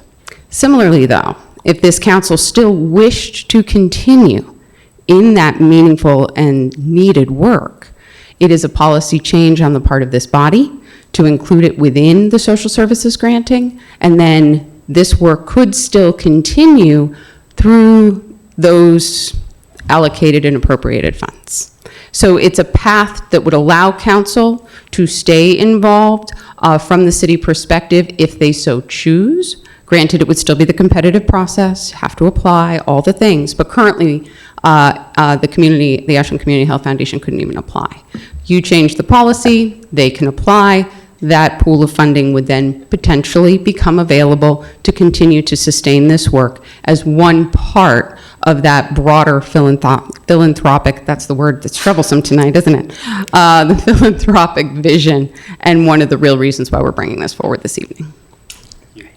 Thank you. And just a follow-up to that, one of the things that I've envisioned in these conversations as the committee has come forward with these recommendations is that this fund would be designed to essentially become an endowment at some point, that there would at some point be earnings that could be moved year over year potentially into grants to local families or to, for specific slots.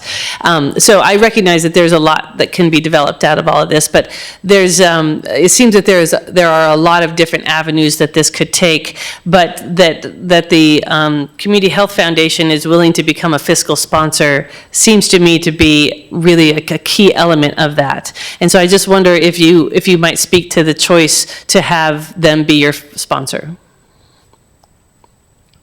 Well, we considered a number of nonprofit organizations and other foundations, and we found some potential interest, but not real, didn't seem like real strong interest.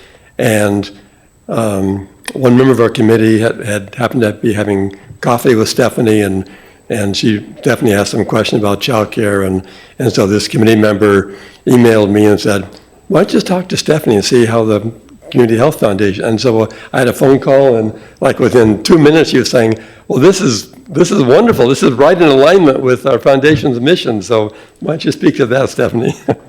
Sure. So yes, we were approached by the committee to potentially pick up where they're leaving off in the work that they're doing around early learning and childcare. And it would be another fund in our portfolio of named funds and endowments that the community could support alongside behavioral health, nursing, healthcare workforce development. So this would be another resource in the community that people can support and that can benefit health and wellness programs here locally, whether endowed or a fund that continues in, a defined period of time. Great. Wonderful. Thank you. And thank you for stepping forward to assist in this very important work. Are there any other questions of our guests? Councilor DeKane? I want to thank you so much for your work, and I'm so proud of the work that you've done. And something that might have been mentioned earlier, and I think this is something else that I will be bringing forward to an agenda item, is I appreciate former counselor, I don't know, what did you call her, John? It's Paula. Emeritus, that's what we'll It's just call her. Paula, okay. Paula, in bringing this forward regarding social services. I would support that in having that continued relationship and support. And that was the other item that I thought I'd bring to the look ahead to the agenda. Because when you have children, you have parents. And we can have a younger community in any way that we can help and support that. I am behind it, so thank you. Great, thank you. If there are no additional questions, and thank you. Go ahead, Paula. I just wanted to very briefly say thank you to this group and to the former council members who have worked on this initiative and helped this to be the success it has been. We have been very successful in creating the preschool seats, but I will be frank, we still have a lot of work to do on infant and toddler seats, so this work must continue. We are immensely grateful to the Ashland Community Health Foundation for their willingness to partner with us in this and to help us to carry this torch forward. This is a unique avenue of work for any municipal body, so it is with great gratitude to this group and to the prior council that you all were willing to go out and do it, to try something new, to go places where others maybe hadn't yet blazed a trail. So for taking that step and seeing this through this far, my sincere gratitude, and we definitely look forward to continuing the mission. So thank you. Great, thank you. So the floor is open for a motion. Councilor Bloom. Thank you, Mayor. I move to return the remaining $30,000 in Early Childhood Affordability Grant Program funds to the general fund, since the Ashland Community Health Foundation does not qualify as an eligible recipient under the program's eligibility criteria, and direct staff to work with the ad hoc committee on affordable childcare and early learning and the Ashland Community Health Foundation to establish a named endowment fund for early learning and childcare, and to grant the Ashland Community Health Foundation initial seed funding of $50,000 for that purpose. Second. Done. Councilor Bloom. Yes, to explain why everybody's wondering, wait, I thought it was 30,000, where's the 50 coming from? Yes, partly because I just love this program, but the other part is the minimum to establish an endowment is $50,000, and I have been over, I don't know, maybe a month trying to figure out how I could find a way to maybe convince all of you to give them an extra $20,000, and so since this popped up, I figured I'd sneak that in and see if we could do an endowment. And why an endowment is different is that it allows for a much greater fundraising capacity and is much more appealing to donors. And the hope, my hope, I think a lot of our hopes, is that eventually maybe we can start giving out $125,000 a year in grant funding for early learning like the city has been doing. So I hope everybody supports that. Councilor Duquesne. Ditto. I have a quick question, since this is a little bit different than the presentation. With this being an endowment versus a named fund, is there a difference? I'm assuming that you have all had a conversation, but is there anything for us to understand about the difference in potential between those two funds? So the difference between a named fund, the minimum for that is $25,000, and with an endowment, our minimum is $50,000. With an endowment, there is a small administrative fee of 1% of the value of the endowment annually. And so also with the endowment, the spending policy that our board looks at is a 4% spending policy over a 37-month rolling average of the investment. And so we would work with our investment manager to help grow the fund. And those are really the primary differences. With a restricted fund, there's no administrative fee, but there's also no potential for growth through investment earnings. Great, thank you. Councilor Hanson? Thank you. I just really want to add gratitude on top of gratitude for all the work done and the opportunities ahead of us. And I wish this next phase even greater success. Just thank you. Councilor Kaplan? Yeah, I support the idea of a named fund. I think the needs for the resources are now, and waiting for returns to accumulate over a long period of time with an endowment, which in this case would be a 1% administrative fee coming off the $50,000 and generating a 4% annual awards out of that $50,000, which ends up being $2,000. Far less than I think the needs that we have at this point. I'm optimistic that our community will be very generous in contributing to that named fund, so I would support that. I will not be supporting it. I would also support $50,000 to a named fund, but I won't support $50,000 to and lock it up into an endowment that really can't generate the kinds of resources that we need to for this purpose. Councilor Dale? Yeah, I'm usually not at a loss for words, so please take this as an indication of the fact that I'm incredibly proud to support this. And one other question of Councilor Bloom, and that is, where would we source the remaining funding? Yeah, so I spoke with, during the break, I spoke with Bryn, and she indicated that I could keep it vague and that they would come back basically with a proposal. Part of this is that legal and staff is going to have to work with the committee and the foundation to figure out the framework. And I said, well, we could probably pull that out of contingency, and she said, yeah, that's absolutely a possibility. Jordan? I just also asked some clarity around, is the vision that this is a city-managed and sponsored endowment, or are we simply providing the seed funding and we're stepping away from the actual? It's my understanding that we would be seeding it with a contribution to the fund. Is that correct, Councilor? Okay, great. Sure, Johan? Since I have the body here, what is the council expecting or wanting as far as reporting requirements or that sort of thing, as far as the fund goes? I would leave that up to legal expertise of what you think is in the best interest of the city. I would suspect maybe an annual report. The fund would, I'm sure, be producing one at some point in the not too distant future. So just making sure that the city received that report, I think, would be adequate. Does that seem appropriate? That seems appropriate. Okay. Any further discussion? Okay. Alyssa, roll call, please. Sherrill, Yes. Dale, Yes. Bloom, Yes. Kaplan, No. Duquesne, Yes. Hanson. No. Motion passed. Great.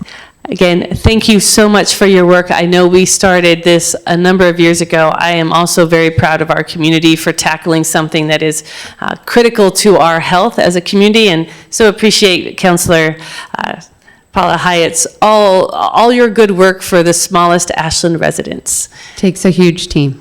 Thank you. Okay, so we have we have 2 agenda items left. As I mentioned earlier, we are moving the LOC member vote down. We are not going to have time for a very substantive conversation here about the Chapter 18 Land Use Code amendments, but I do want to get started, and I recognize that there was a question back from staff about what next steps might look like. So I would like to just open that up for Councilor Sherrill and Councilor Dale to orient us to this conversation, and let's see if we can take some kind of action this evening. Okay, I guess I'll tee this up. Thank you, Mayor. I would say that I do not believe that 13 minutes to get a motion on the table would be, so we can see where we go, but I will be moving to, and I don't take this lightly at all, but moving to suspend the rules. If we get to close to 9:30, I will be making that point of order. So thank you, Councilor Sherrill. Yeah, thank you. The idea of this package was to bring practical nuance that we have seen in the field in this state over the past couple of decades to play.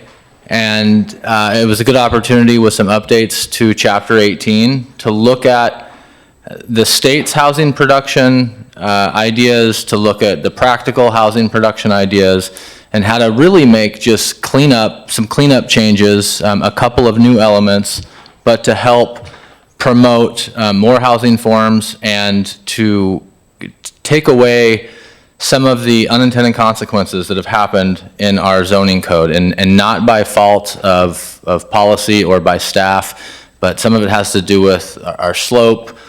We have some really progressive of the time ordinances that have to do with solar that have really limited development. There's also one element in here about what is probably the most attainable affordable housing form.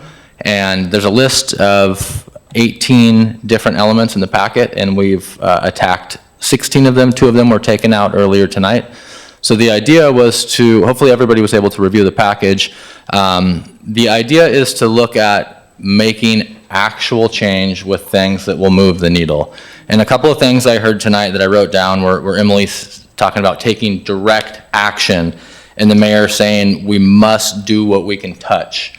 And then Paula Hyatt, I think she just walked out, but talking about trying something new and blazing a new trail.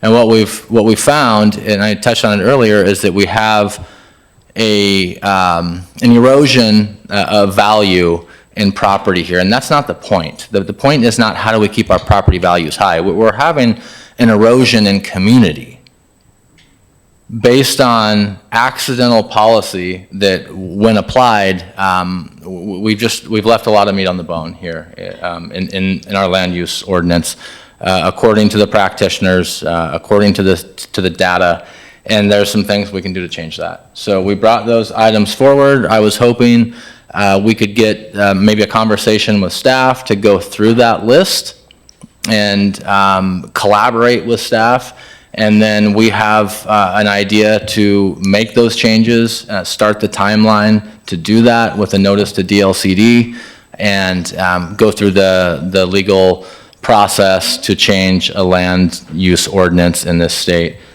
with the DLCD, with the planning commission, and then coming back to us. So I want to let my colleagues speak about it, and then I was hoping we could have staff come up. I mean, they've been super patient to sit here all day. I think they had the day off. They're just getting here, right? No, I think I'll let them. What I was just going to speak to Councilor Sherrill was the timeliness of this and the extreme urgency given the manner in which it needs to go through the state. So I'm going to stop talking and hand it over to Brandon right now. Thanks, Brandon. And can you maybe just, we've had a couple of discussions. I mean, everything in here is trying to make standards that aren't clear and objective more clear and objective.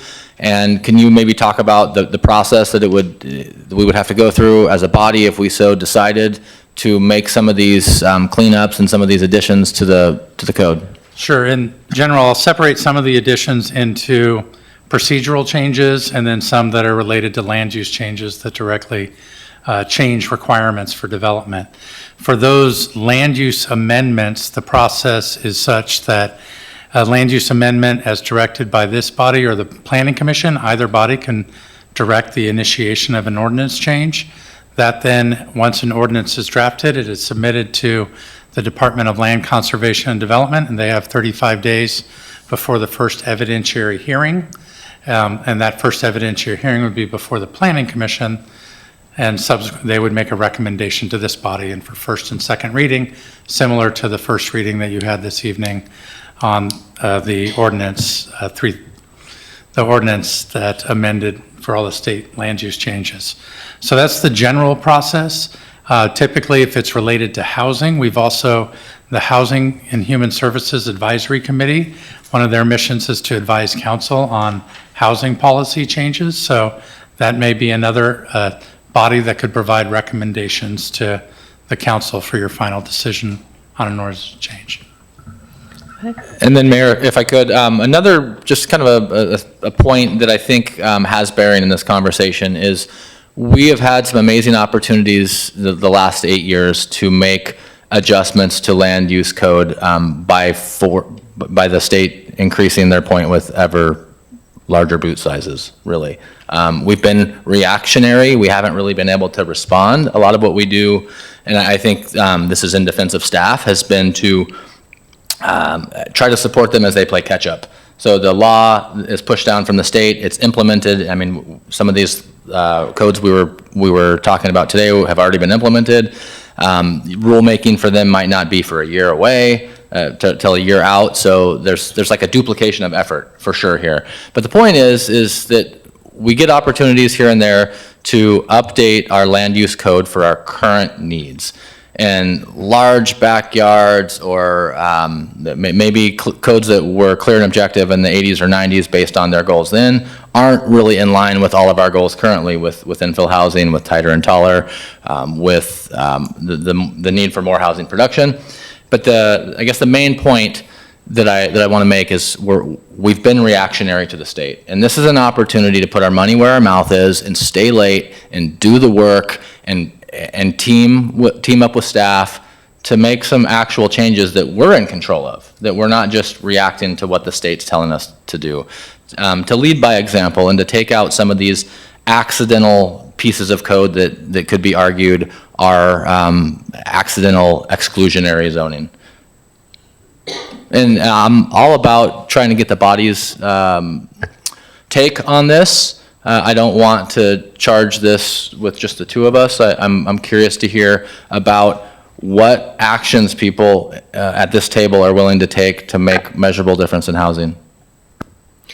So what we need to do now is to determine whether or not we are going to suspend the rules. So Councilor Dale? Sure, I'll handle that. Thank you, Mayor. I'd like to move to suspend the rules under AMC 2.04.010E1 as it pertains to 2.04.020A, meeting times, and remove the mandatory end time of 9:40 PM for the purpose of completing this agenda item. Second. Councilor Dale? There's no debate. Okay, roll call. Where is Alyssa? Jordan? I'll do it. I'll do with Councilor Hanson, Yes. Councilor Sherrill, Yes. Councilor Dale, Yes. Councilor Bloom, Yes. Councilor Kaplan, Yes. Councilor Duquesne. Yes. Okay, now we'll go ahead and carry on.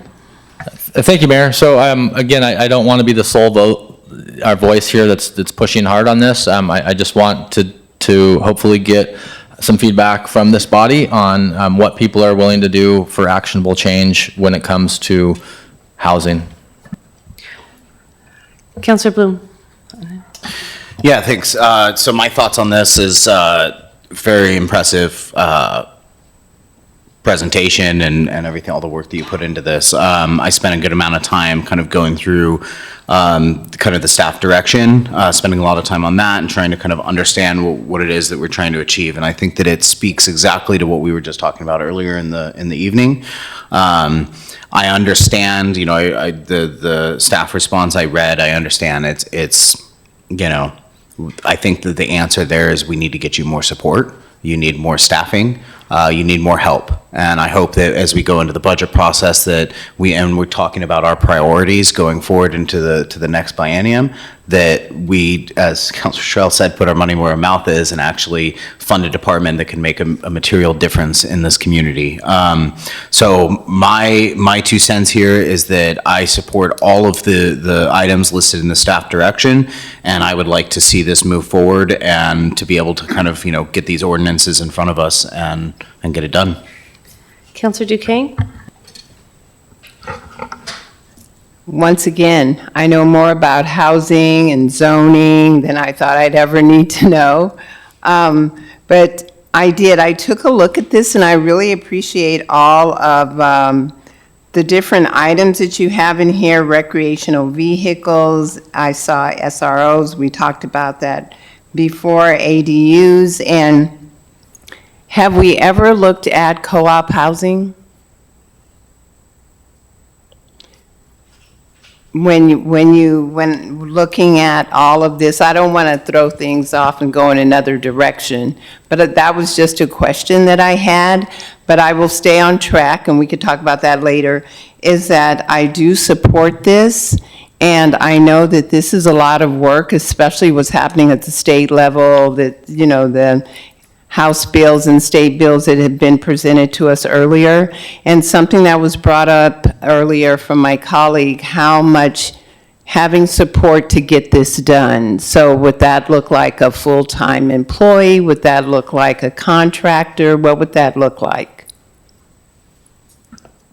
I'll start by voicing appreciation for the recognition both from Councilor Sherrill and Duquesne, and also the impact of state mandates has had a direct result in having local initiatives that were otherwise anticipated to take place in 25 and 26, in some sense take a back burner. So I think that's an astute recognition. In terms of staffing for long-range planning, and that's the term we use for comprehensive planning ordinance development, not necessarily a long time from now, but changes that have long-term implications are called long-range planning. We currently have about 0.25 FTE dedicated to that, largely between Derek and myself, depending on current planning workload. In prior budget years, we did have full-time staff, 1.0 person that worked largely on long-range planning. That was myself in a previous position. And that position had been removed in the prior biennium, and then we have had additional cuts of 1.5 from planning during this year to address budget issues. So I do think that should the council want to proceed with a more aggressive tack on long-range planning objectives, additional staffing would be quite useful to accelerate that program. So that was brought forth in the last biennium, and we will bring it forth in this biennium at a staff level. But again, I recognize that goes to the budget officer as well as the council, and they're weighing many different issues as to whether additional staffing is in the cards. Yeah, I have a follow-up question to that. So the proposal is for you all to do significant work in the next 60 days, but there isn't really a way to bring that additional capacity on in that time frame given our current budget. Is that correct? And I guess it's a budgetary question to Jordan, and it's also just a staffing reality question to staff. You know, so in terms of our staffing, if that was the council's directive, we'd obviously work as hard as we can to prepare the ordinances to come back to council within 60 days. It would be helpful to prioritize which of the codified changes are of highest priority to council, provided we're in a position to bring that information back. If we receive some large project applications that are applicant-driven, we could update council as to the impact on that. I do think within 60 days, we could come back with a structure for specific ordinance amendments, as well as the timing to move those forward before the housing and planning commissions, if again, the council was directing an ordinance to be initiated. I don't know if I answered. And Jordan, the question around funding? And I will say one of the biggest capacity struggles is that 60-day window, which will put almost entirely the burden onto Brandon and Derek themselves, who are doing the implementation of our state mandated changes. We will not be able to hire more FTE in that 60-day window. One, due to our hiring process. Two, if we went out for a contractor, typically it takes a minimum 30 days to go after getting a contractor. So my request to the council in considering this is, where would you like us to delay other efforts to help provide the capacity for these two over the next 2 to 4 months, I'd say, for this project. Okay. Councilor Kaplan, and then Sherrill, and then Bloom.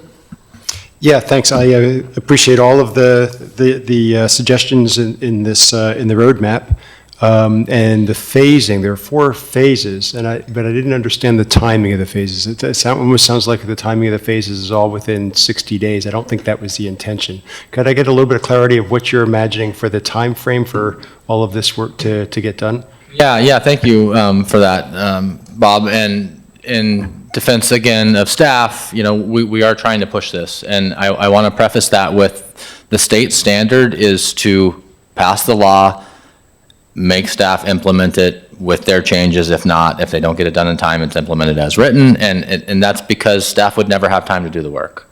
And so I realize this is a breakneck speed, and I'm aware of that. The idea is to act fast on this because it's important. I would actually argue that it's an emergency that's already been declared by the governor. And the timeline, in theory, would not take as much as I believe staff came back with. They originally said, can we come back in a couple months with a plan of the work we would need to not prioritize to get to this? I would propose an idea of the team of Jeff and I, who's already been working on this, to help actually draft the code. And I believe we can do that within 10 days and get it to staff in a form that they can adjust. I also reached out to the city attorney and asked if there was time on his books in the next 30 days to do some legal review. Again, a lot of this is clear and objective cleanup, and planning staff might have a little bit different interpretation of that. But I think if we don't keep a tight timeline, it's just going to get pushed. And I think that what we have had if we look back at history and the position that we're in now with the inaffordability we have, this is something that's worth taking the risk and being a little bit bold and pushing everybody's schedule. And I really appreciate the director saying if council so chooses, like, we'll try to find the work to do this. I would not like this to take priority over current land use applications, but we were able to formulate a first draft of these code amendments overnight. And if we're allowed to work with staff together, I don't see why we couldn't implement these in rough draft form in 30 days, getting them to the DLCD to start the required 35-day time clock, and then they would have to come back to a planning commission meeting and for a public hearing that could be noticed at the same time, the way I understand that. And in theory, we could adopt these at a November general meeting after the planning commission has taken a swing at it at a study session and at a regular meeting. And we could, I mean, that's as fast as it could go. And the other option is it goes to committee to die, and we keep getting the results that we get, and we wonder why no new families are moving here, or why people can't afford housing, or why you can't build on half of your lot, or why. Follow-up? So my understanding is the phasing is, I mean, the phases seem almost more just a chapter rather than a time frame for phasing. Normally, I think of a phase as being sequential, and what I'm hearing now is you're proposing something that do all of these 18 suggestions in a rough draft by you and Jeff, you and Councilor Dale in the next 15 days, and pass them to the state. Is that what you're suggesting? Yeah, I didn't get kind that. of. The phasing, the phasing and the roadmap was put together before a lot of the decisions were made the last few days on what the actual timeline could be. I was incorrect on my interpretation of the timeline. The original thought was to use an emergency declaration at the state level to bypass the DLCD notice, and it just wasn't a realistic thing to put on staff. And so we kind of backed off of that timeline. But this is an opportunity to say this is important to us, or it's not. And if it's not, that's okay. But what we've always done in Ashland, in my 34 years here, is we've said that housing is our #1 priority. We care about affordability. We care about production. We want more inventory.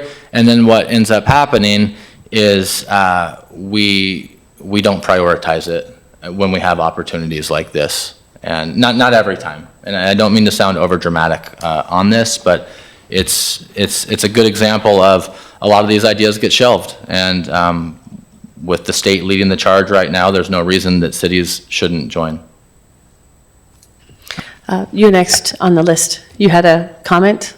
You were just responding to Councilor. I was going to answer a technical question. Sorry. Oh, okay. Councilor Bloom.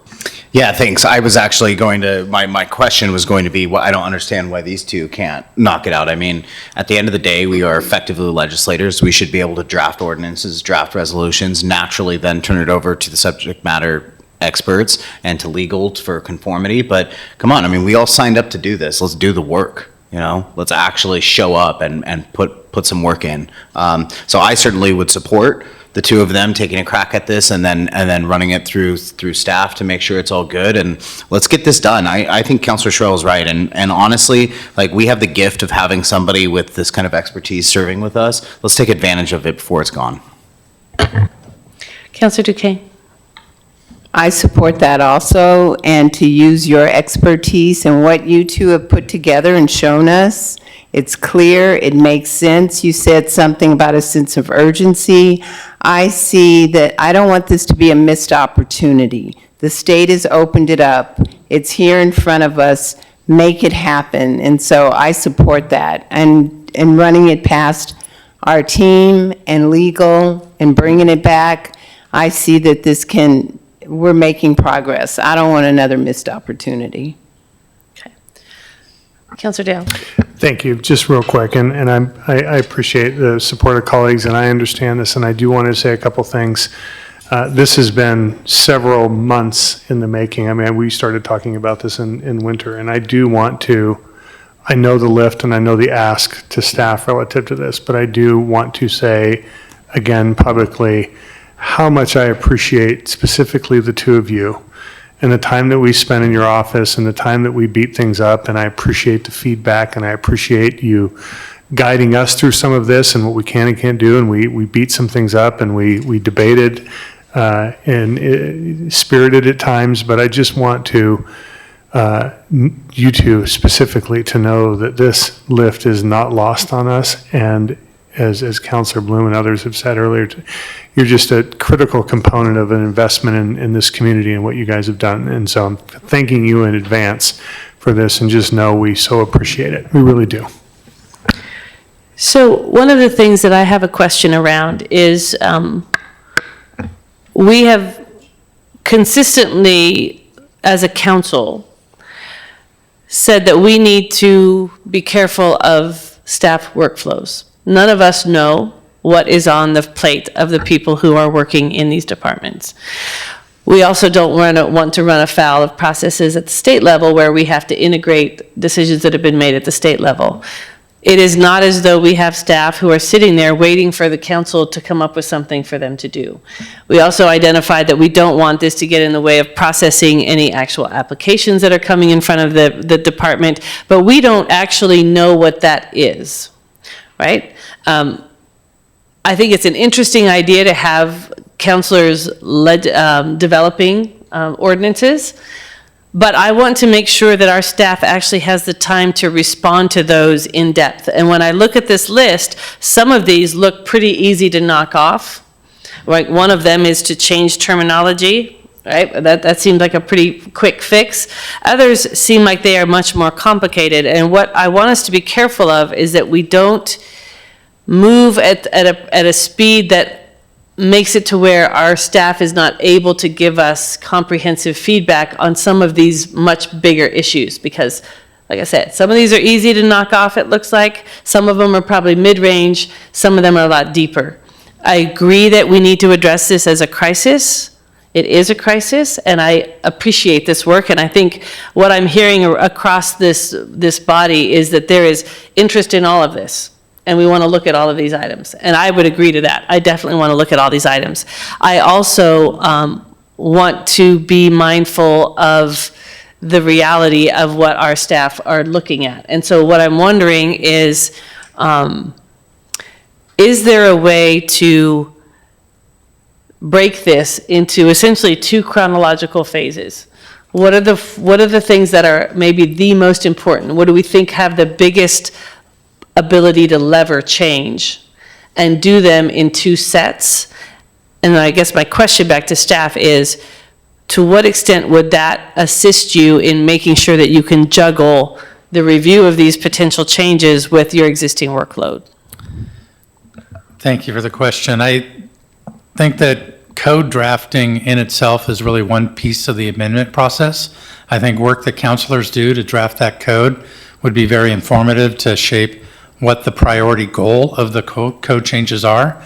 But in developing codes, typically it involves a community engagement process where we explain proposed code changes to residents, developers, get their feedback on it, then an iterative process with the legal department for review to ensure consistency with state law. Subsequent to that, you're in a position to draft legal findings to ensure that code amendments hit each of the statewide goals. So the code amendment process is first and foremost to direct what we're doing, but it doesn't conclude the action. So, we adopted a code this evening. We still have two steps, and then legal findings to come back to City Council for adoption, and then send that to LCD for review. So it's a long-winded way of saying I am a bit concerned about if we are to tackle 18 different code amendments within a short period of time, that staff's current planning capacity and long-range, that type timeline would likely mean that we'd either be in a position of having incomplete materials that are subject to challenge, or avoiding the due discussion in terms of what are the implications of passing something that may or may not have negative impacts. We want to explore those. So I would think that with our existing workload, our primary goals right now, I mentioned current planning, they're on a state mandated timeline. We're not subject to amend those or put off applications, nor do I think that's the will of the council. We are looking at the transportation system plan. I know that's primarily Public Works, but the Planning Division is responsible for all public engagement. And again, that's already kicked off and starting. So those are what we were assuming using our available time on at this point. Overtime is a possibility in order to work to respond to the 60-day timeline put forward.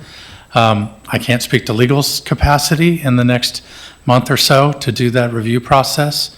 But I do think that, as I mentioned before, priority from council as which of those items do you think is the most pressing would be helpful, as opposed to coming forward with the entire list and a list of unsorted code amendments as prepared by Councilors Dale and Sherrill.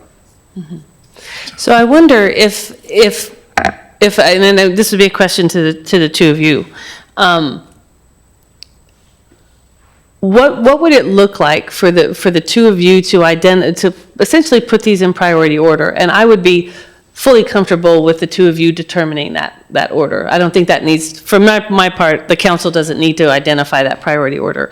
But to put that in a priority order and then have essentially a strategic decision about which ones you want to move forward first. And that might be a combination of which ones have the biggest leverage and which ones also might be the easiest to check off the list, right? So in consultation with staff, kind of come up with that kind of a plan, and then focus on maybe those initial 4 in the very short term, and then alongside it, if this council is determining that this is an emergency, then that allows us to open up some other potential funding options, correct? So if we put out a call now for contractual assistance, we could have it in place within a couple of months, at which point we would tackle the remaining list. Is that something, well, my first question is to the two of you.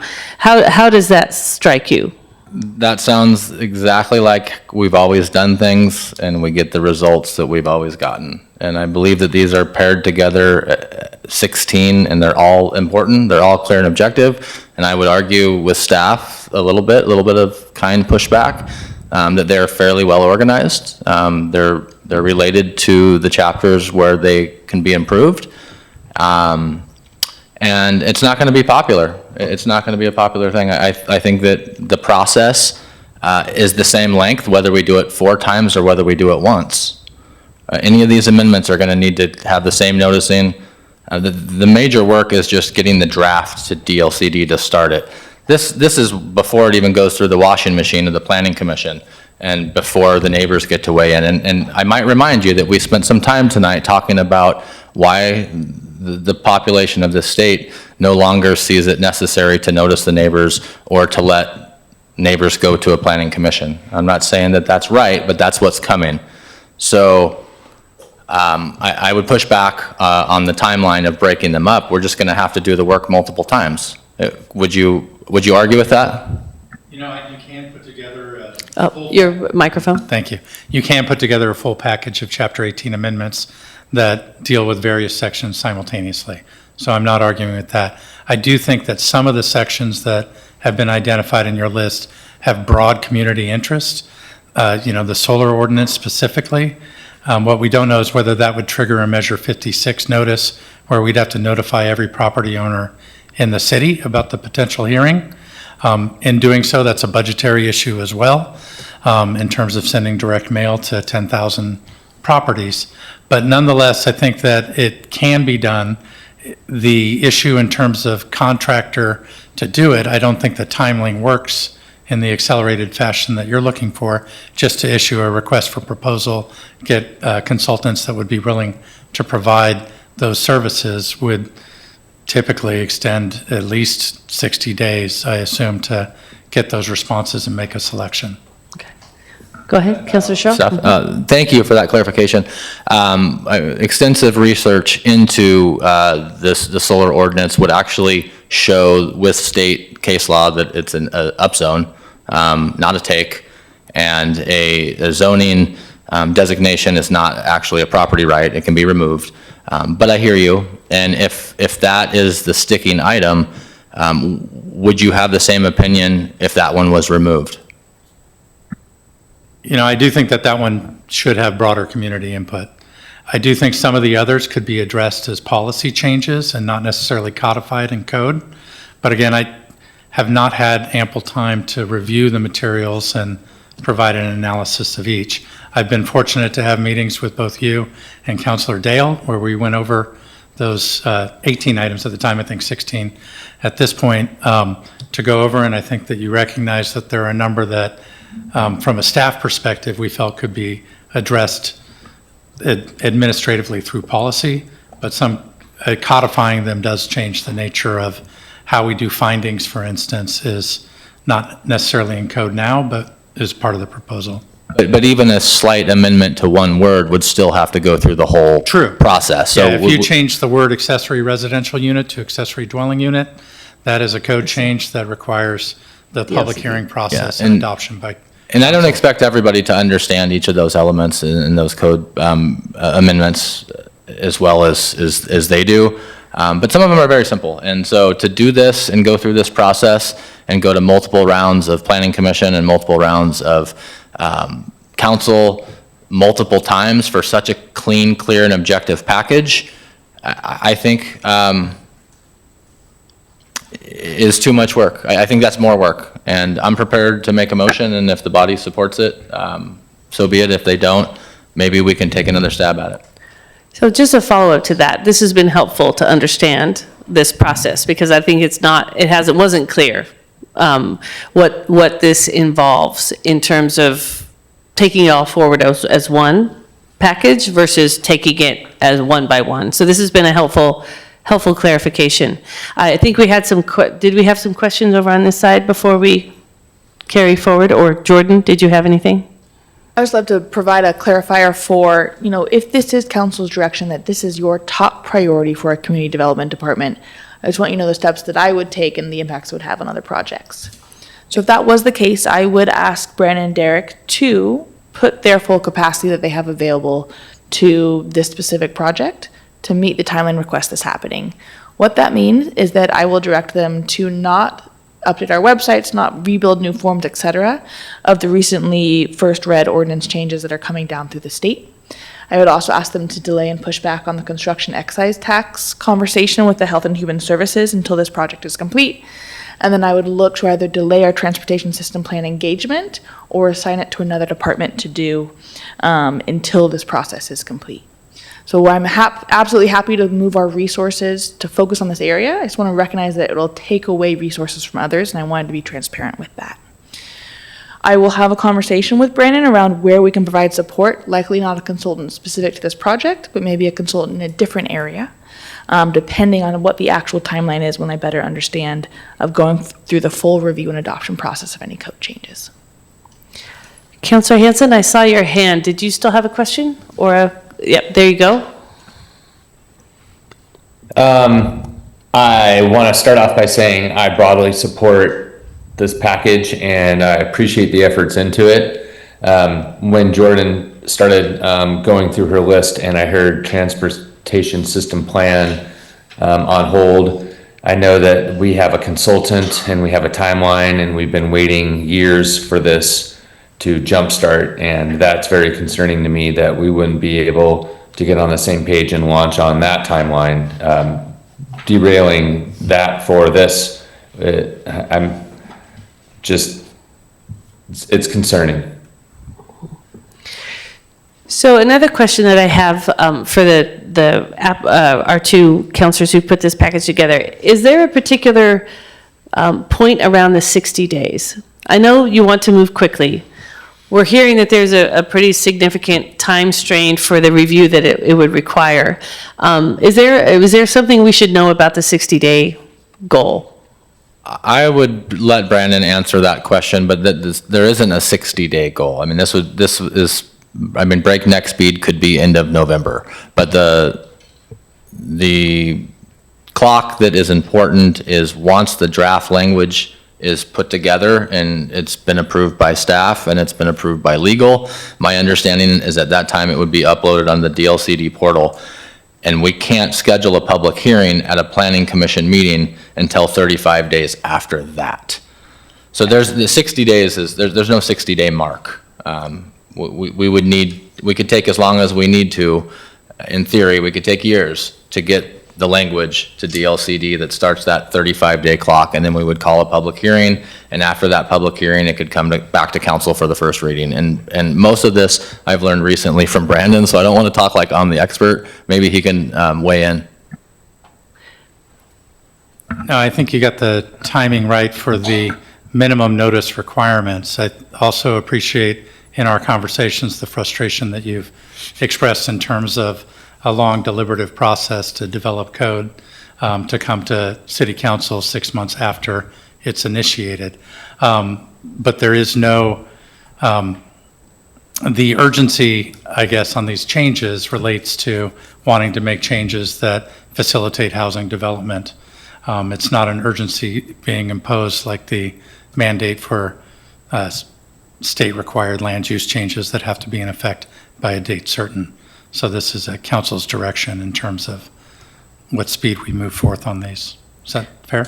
That is fair. Yeah, that is fair. And for fairness to staff as well, I've been corresponding with him. What is the quickest way we can legally do this? I would also note that we've been on the look ahead for multiple months. I brought one of these elements up at a December last year meeting, and it went to committee. It was decided at that committee that it wasn't a priority of the year. It's, in my opinion, the second most affordable housing type in the city behind renting a room from your friend. And I'm not going to die on this hill tonight. I'm okay to stand up and say that affordability and housing production is not our very first priority. But if we say it is, like, we're going to have to do some work. That's it. I don't think anybody is disagreeing with that. I think what we're trying to figure out is how do we actually get this done and get it done well in the speed that we want to see it. And I'm not hearing anybody say we're not interested in this or we don't want it to move quickly. My question to you was about the element in the council communication that says that council directs the community development department to return within 60 days with proposed code amendments. And I was wondering if there is a particular reason behind that 60 days, because what I'm hearing is that it might not be able to be turned around quite within 60 days, but if we tell staff 60 days, then, if we're creating an impossible situation, given the other things we don't want them to set down. That was my question to you. My motion here is going to ask for it before 60 days. Okay. All right, so other questions? Councilor Bloom? I just want to say, if I had to choose this as a priority over transportation system plan, things like that, I mean, we're talking about, it's a couple of months. This is a huge deal. So I will support whatever motion comes forward, and I think that we just got to do it. Just get it done, because, we drag our feet. Okay, any other questions? Okay, the floor is open for a motion. Councilor Sherrill. Thank you, Mayor. I move to direct staff to prepare the draft concepts from tonight's council packet document entitled AMC 18 Code Amendments to Support Housing Development, with the exception of items 5 and 11 into ordinance form, and submit to DLCD on or before September 17th, 2026, and simultaneously schedule a public hearing at the November 10th, 2026 Planning Commission meeting, and bring first reading of a draft ordinance containing the aforementioned concepts back to council at the November 17th, 2026 regular business meeting. Second. Councilor Sherrill. Yeah, thank you, Mayor. Again, this is a bold move. It's a really tight timeline, and we're going to see how good we are and see how it ends up. I am very thankful to staff, and I'm sorry that we're putting so much pressure on you, but I think that when we get out the other side of this, we'll be glad that we put in the effort. Councilor Bloom. Yeah, thank you. I also understand, and I think that, we talk a big game about how we want to do housing, and I mean, we've been doing this, well, Councilor Kaplan, Dale, and I have been doing this for, almost going on 4 years, and we haven't seen a lot of things that actually can move the needle for developers to start building needed housing. And so I think that it makes sense for us to prioritize this. And I also want to say that we need to, those of us that are going to be here anyways, need to remember the requests from community development for more support. So even if it goes through the budget officer and they decide not to prioritize it, we need to be prepared to come back and fill those positions and put some support behind you. Other discussion? Councilor Dale? Thank you. Yep, I just wanted to say thank you so much, and we will be sensitive to that through this process. Very much looking forward to seeing how progressive and proactive and how we can move as leaders in this, but we will be sensitive to how this progresses and will adapt as necessary. Councilor Duquesne. I will be supporting this, and I am grateful that you two brought it forward, and we have the ability to make this happen. And what was said earlier, how often have we said housing first? We don't get to yes. There's always barriers. I mean, 2 bienniums ago, I asked if we could look at some of the antiquated permits and some of the things that were on record. Never happened. Something that Councilor Sherrill brought up, how this has been out there on the look ahead and never getting on the agenda. Like I said before, I don't want to see another missed opportunity. This is here in front of us. I say we move forward. It's a good thing. I support this. And let's get the houses built and let's get growing, because we are going to miss the mark if we don't. Councilor Hanson. Yeah, thank you, Mayor. Oh, wow. I really want to support this because the list is, it's got good content, and I think it could move the needle. But when Jordan said that we would have to put the TSP on hold for this, and then Councilor Sherrill accelerated the timeline even more, I just feel like we're being bullied, and I can't support it. I think that the TSP has been years in the making. It has a way bigger impact on the livability and the sustainability of our community. This is an artificial timeline that we're putting out there, the 60 days or 30 days. You know, Councilor Sherrill and Dale, I really want to support this. I just, I think, you know, it's some tone deafness around staff capacity and process. So I wish you the best of luck, but I really worry for the prioritization that this council is showing here relative to a really major, huge project that has been planned in the pipeline and needs ComDev on Full Tilt Boogie. So I can't support it for that reason, but I sure do want to. I feel like I'm being bullied here. Councilor Kaplan. Yeah, I mean, I appreciate, as I said before, I appreciate the work that Councilor Sherrill and Councilor Dale have put into this. This is a really impressive list of changes, and I think it's got a really good opportunity to move the needle. I'm concerned about the realism of it in terms of meeting these time frames. I think it's probably not realistic, but I don't really know.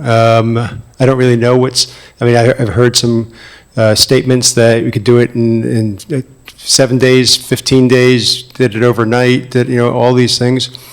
I mean, I don't have any ability to really evaluate that sort of thing. It seems like a little bit of a lot of rhetoric and not so much realistic, evaluation of what it takes. I'm willing to support it, but I think that we should be willing to recognize if staff comes forward, if staff comes up a bit short, and say, well, actually, you know, I think Councilor Dale said it, we may have to make some adjustments as we go along, and then see how that works. I think all of these things are really important. I don't think that we're recognizing with clear vision what the limitations are and what else may fall, but I'm willing to support it and see what happens and make the adjustments that we may need to as we go forward. Jordan? I just wanted to offer a clarity before you all make a motion or take a vote on this. When I reference the TSP, I will be delaying ComDev's involvement in the TSP process. For the other elements of that project moving forward, we'll move forward as best we can without their participation. I also want to emphasize, since the timeline has changed from 60 days to 30 days, that we do have planned attendance of Brandon and I believe Derek as well to our planning conference as part of their professional development in this timeframe window, as well as some vacations. I will be maintaining those planned events scheduled too, so I just really look to you, Councilor Sherrill and Councilor Dale, to be cognizant that 30-day window is probably closer to 2 weeks for staff time that we have available. So whatever we can do to support that process from the staff lens will be appreciated. So that was actually going to be one of my conversations. We have professional people here. Professional people often have things in their calendar, and they have things that take them out. Sometimes it's expected leave, sometimes it is a conference. What I didn't hear was anybody ask our staff if the 30-day timeline was significantly different from the 60-day timeline after the staff told us that the 60-day timeline was going to be difficult. So I share support for this. I share support for moving quickly on it. And I think it's important that we recognize that there is a power differential here. And when this body says to prioritize this over everything else and make it happen by a certain date, we may feel like there is a little bit of flexibility in that date, but that is not how it comes across. And we need to be really careful about what we put on people. And is it so critical that it happens in 30 days versus 60 days? Because this is a body, this is a decision-making body, and there's going to be turnover on it. But if this work is as good as it looks like it is, if it rolled a little bit later in the year, this body with the current configuration could vote on it. And if I wouldn't be looking to have it roll into the next year, but if somehow it did, this is good work, and it should be able to move forward. And so I want to support this wholeheartedly. I think this is really good work, and I appreciate that you both brought it forward. But we have to not be tone deaf to what is actually else is going on for our staff. We've got two people who between them have part of one full-time equivalent, which means that their other time is spent on something else. And we're telling them tomorrow to shift gears. And so we need to be careful of that. We need to be respectful of that. And I don't see how maybe an additional 30 days fundamentally changes when we're looking at structure like this that is big policy that shifts. So that's my thought about it. I do hope it works well. I hope we can get to a place. I am hoping that this offer of service and assistance from our two counselors really does help move that ball in a strong way towards taking up some of that structure and some of that work off of staff. And I think it'll be interesting to see how it goes, because one of the complaints we all have and our constituents have is that it takes too much time to go from an idea to a code change. And so I think we're going to learn a lot from this. I am hoping that the two of you will come back to us and share with us what you learned from this process, so that as we have other counselors offer to assist, we can take that learning and make it even more effective. Councilor Dale. Thank you, Mayor, and it's not lost on us, and I think I would add to that I don't want to speak for Councilor Sherrill, but I'll throw it out there anyway, is that we are certainly willing and obviously wanting to be very proactive with staff, listen in real time, have discussions on a regular basis. The two of us say, this is what's happening, this is not. Something could happen that's an emergency that happens tomorrow. This is not something that is, again, we want to, there is urgency in this to see if we can put our foot on the gas and actually do something, but again, we're not looking to break anything. And we are amenable to talking to staff and understanding where things need to be fit and report back to this body, and obviously work in partnership with staff. So it's not something that we would ever want to try to railroad. This is just something that's kind of novel relative to actually trying to go. And let's see what happens. And I don't think that either of us or any of us would want to just go right over the top of staff and disregard any of their, feelings or priorities or workload or personal or professional issues with any of this. So just want that stated for the record. Well, and I think that's helpful actually to state it out loud, so that we all have a clear understanding of what this council is saying, assuming that it's going to vote for this. So I appreciate that additional comment, Councilor Dale.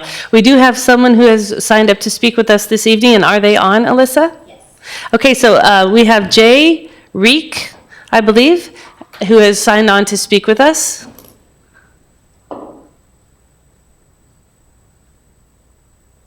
And then I believe Councilor Hanson has his hand up as well. So we'll take Jay Reek first.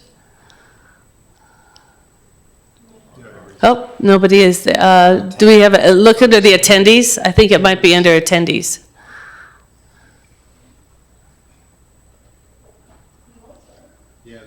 There's a, yeah, if you move it over at the top under participants, yeah, click into there. That might be them. So Jay Reek, are you there? I am. Thank you for figuring that out. Appreciate it. Great, you'll have 3 minutes. Please tell us your name and the city in which you reside to start your testimony. Thank you. My name is Jay Reek, and I live in Ashland. I wanted to thank the mayor and the councilors for listening to my comments about this section, Chapter 18 Land Use Code Amendments. I just want to point out a couple things, and one you guys are discussing at length. The first one actually is that I'd like to point out that the Planning Commission is already separately considering the specific issues of the flag driveway grade referenced in point 9 after the substantial public testimony in opposition to the proposed flag driveway grade code amendment. So I think that's one thing that's thoughtful to be aware of.